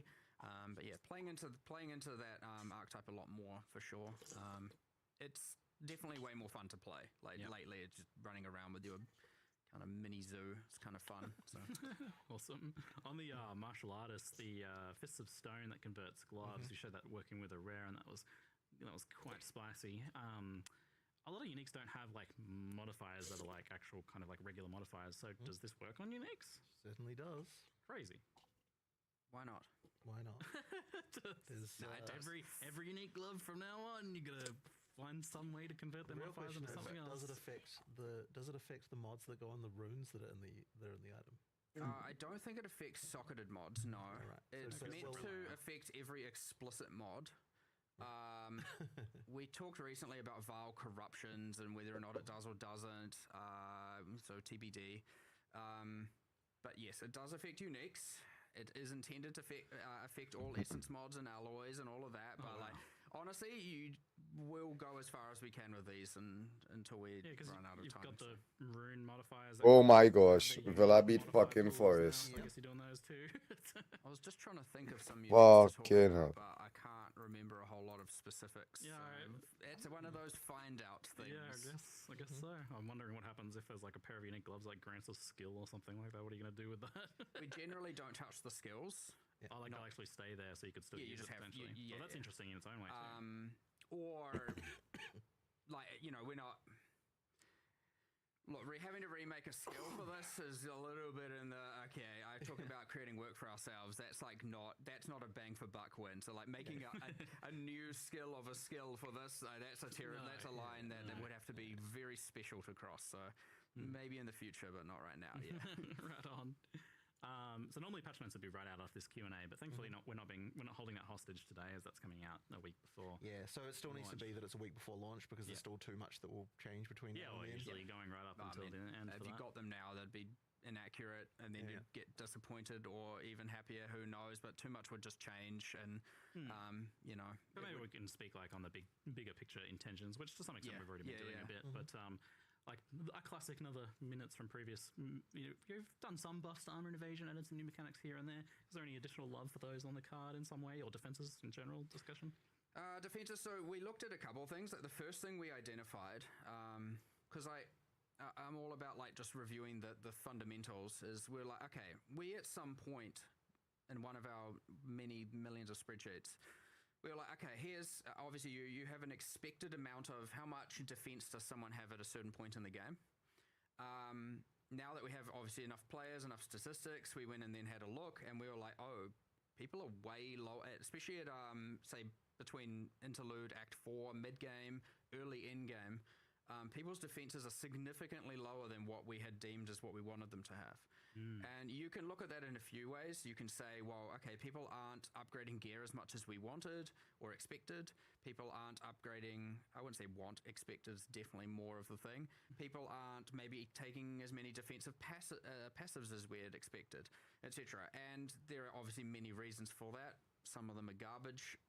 But at the end of the day, right, we balance the game for people to have this much of a defense or this much EHP, and they don't have it.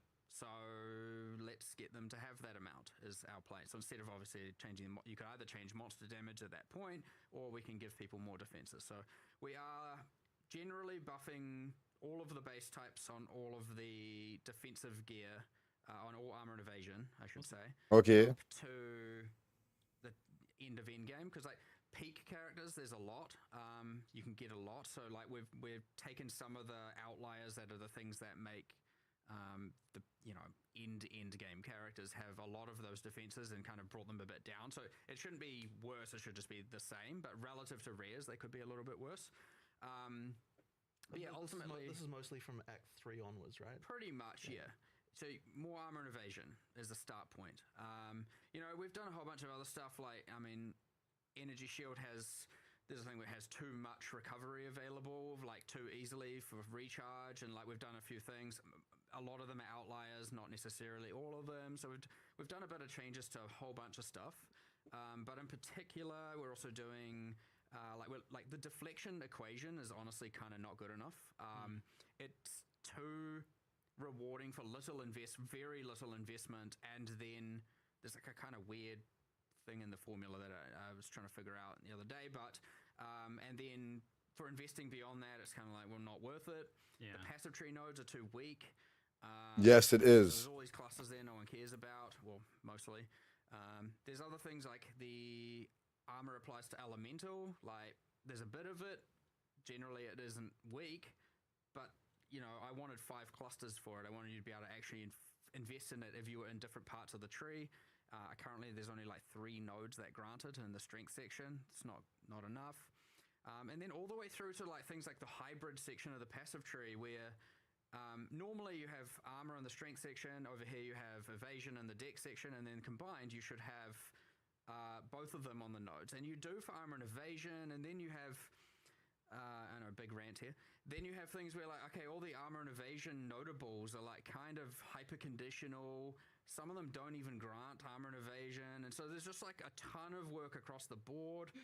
And then those secondary defenses don't generally have hybrid nodes, which they should. So if you're now playing hybrid, you have to double invest in the secondary axes, and so there's just all kinds of just like, honestly, what I would establish as fundamental problems going on here that just need to all be addressed. And you know, when I look at all of them, I'm like, well, they all are just buffing it, so that's great.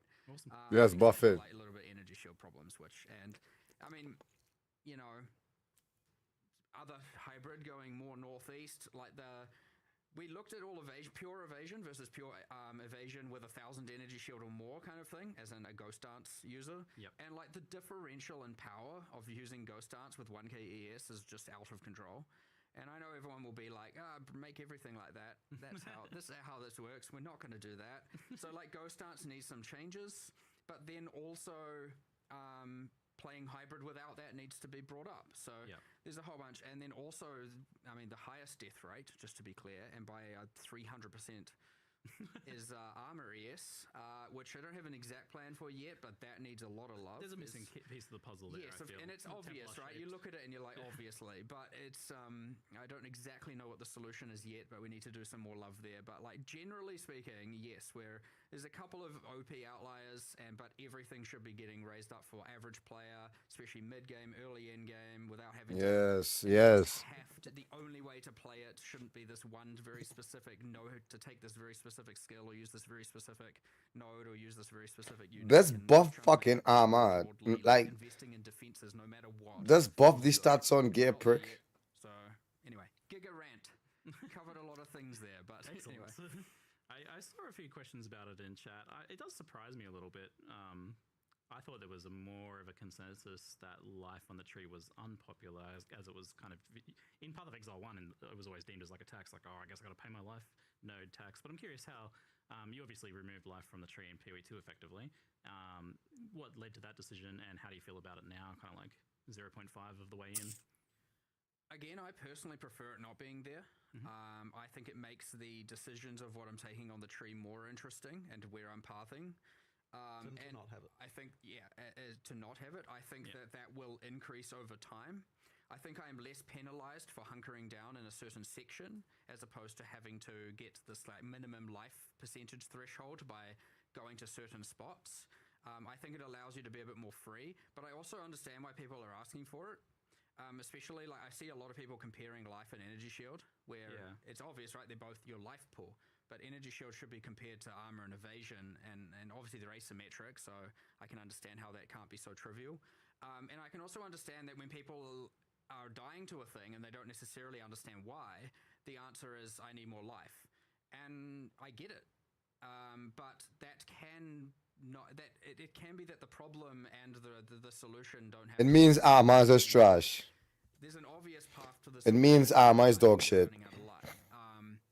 But it can be that there are other ways to solve that problem. And when I look at the defenses and just identify fundamental problems, how much of that problem will be solved by just fixing those fundamentals? You want to make those juicy to take and actually. Yeah. So I'm not ready just yet to, like, you know.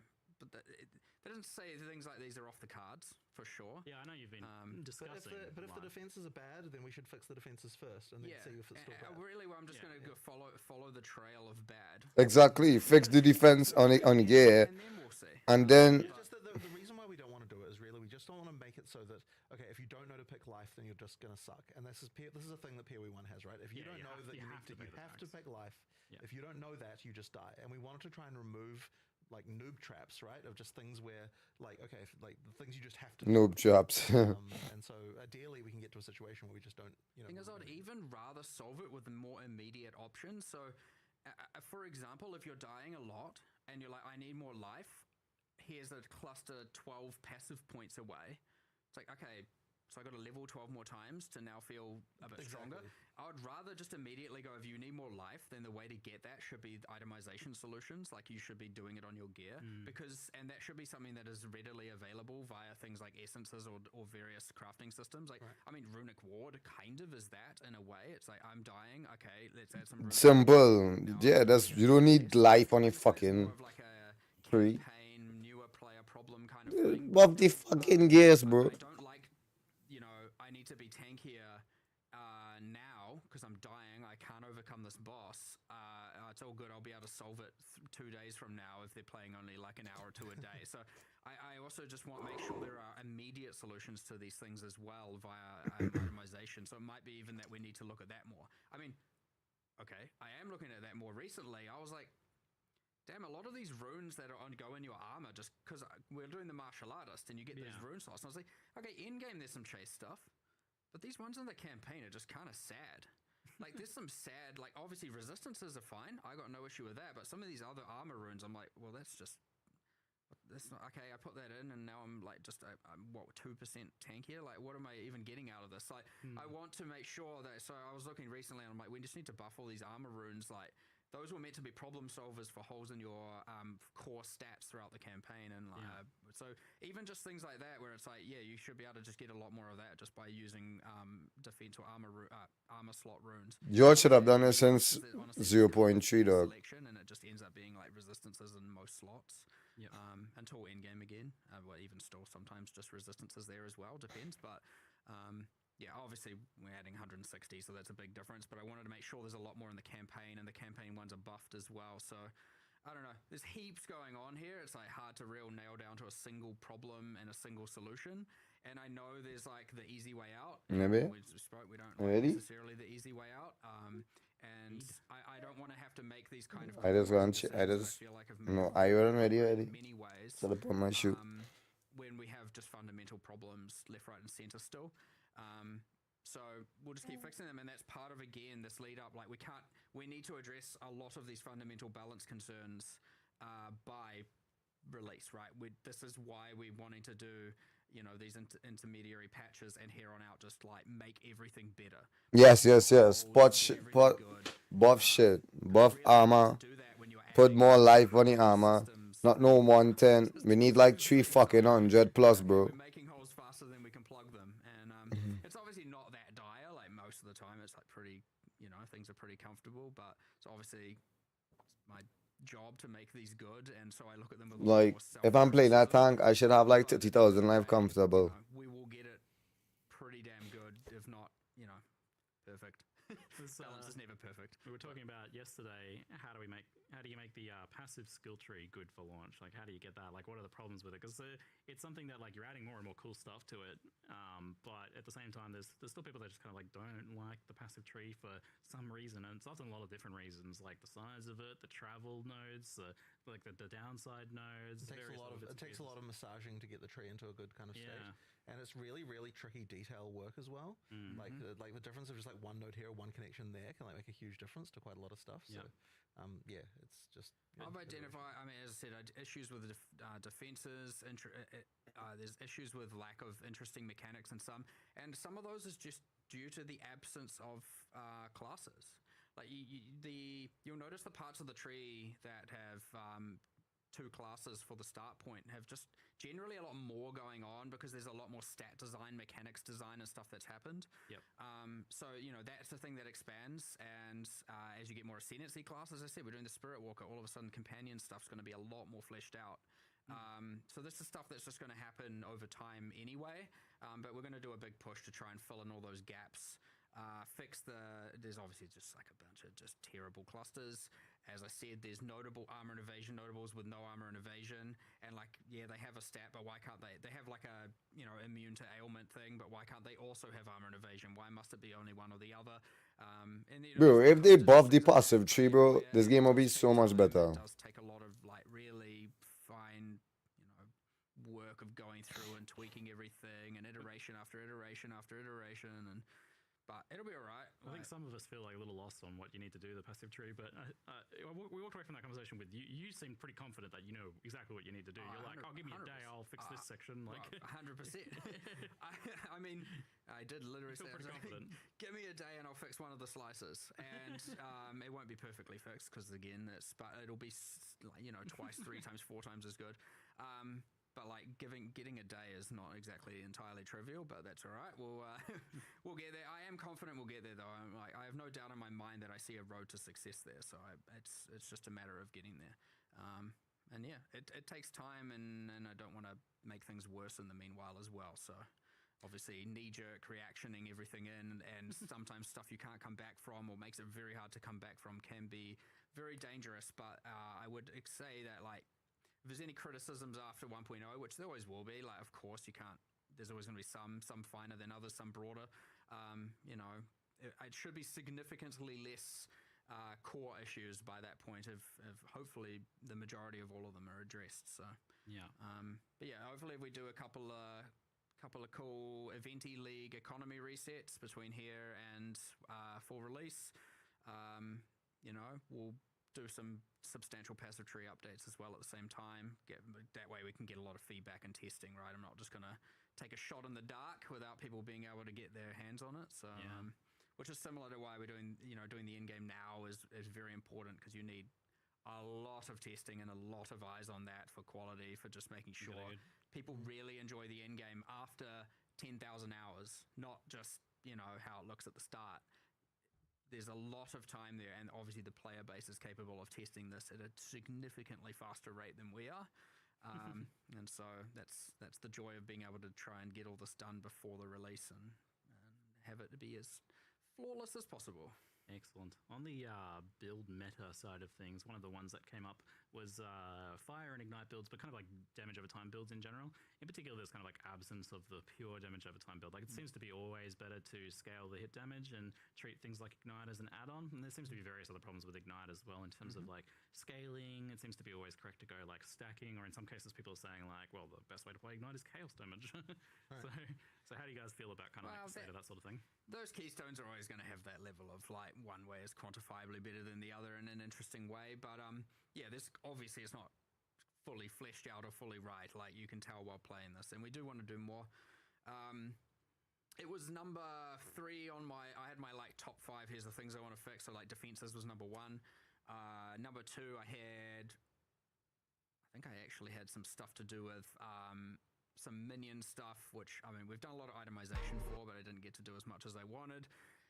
You know, we had the Ascendancy classes in there, had Chronomancer in there, and I had, you know, there was like some gemling stuff in there, and we had chaos hits. 21 days, blood. Correlation Archon, we had Ignite. Like, these are all in my, I was saying top 5, this is now a top 10 list, I guess. More than 5. Okay, yep. But, you know, like, they're all up there, and so as soon as we actually get to Horlass and start fixing all the balance, Cool. more than we, you know, have been able to with this patch, given that it's kind of the same resources, trying to ensure endgame is good, and trying, like, there's quite a bit of overlap there, and with all the crafting systems in the league, like the same resources that are going to be looking at all of these. So as soon as we can get to, you know, as soon as we're like back working on the campaign with our core like content, monsters, pipeline, etc., and, you know, thus doing less systems, we can have those guys come in and just like start fixing all of these balance systems.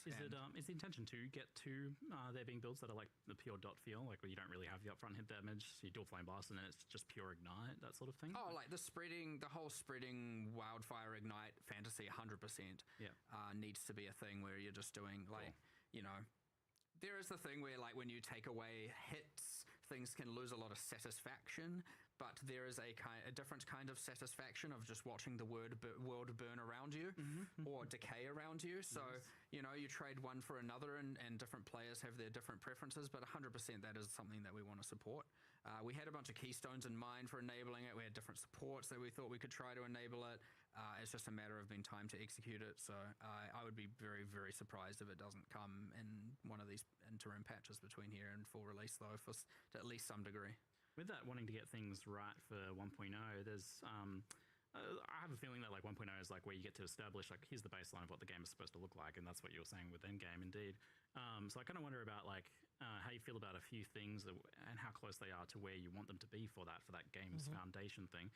One of them is the pace of combat, especially in endgame maps across the build spectrum. So like from the lower end build to the really high end builds that are just currently like 100 move speed through maps. It's a really tricky question because like people get such different experiences here. I mean, like there are definitely a few like part of the issue that we have is that people often judge things by watching streamers who are often playing something that's completely cracked and out of control. And so people don't get an understanding. That was when we went of what is actually the and balance. it can even affect like our designers in some ways, because like when you look at people and they're just like completely trivializing things, it's easy to forget that the average player isn't like is actually taking it longer. And when I say average, like the true average is like way worse than you might expect in terms of the number of minutes that it takes them to kill bosses and so on. Like it's easy. Yeah, it's easy to look at it and be like, oh yeah, like everyone's killing bosses in 5 seconds, but really there's a lot of people out there who aren't. So do you feel pretty good about the lower end of things, but less good about the higher end of well, things? I mean, there's things that need to come up as well, for sure. But it's more just that, like, okay, like, there's some things that are a bit out of control with, like, on the top end, like, some of the stuff going on with triggering, and like is a bit out, it's a bit out of control. And so there's stuff like that, and like as I said, I think a lot of people judge the pace of combat from things like that. So like I guess that's ultimately it comes down to, if you have a mage blood or equivalent, you should be cracked. Right. Yeah. So I mean, I think I've said before that the ideal situation is the first time you fight a pinnacle, it should be a pretty damn tough fight. But then after that, you're getting more stuff. You like the post pinnacle content of getting uniques and like pretty like leads to like craziness, and then you feel like a complete god. Like you do want to get to that point. It's just that like there's just By the way, I have made a change in that regard, by the way, which I know will be nice for some people. Every boss where you've had to farm for the fragment and go through 60 maps and you finally got there does now have infinite attempts. Nice. So once you've earned it, unless you decide to log out and I thought we did that in 040.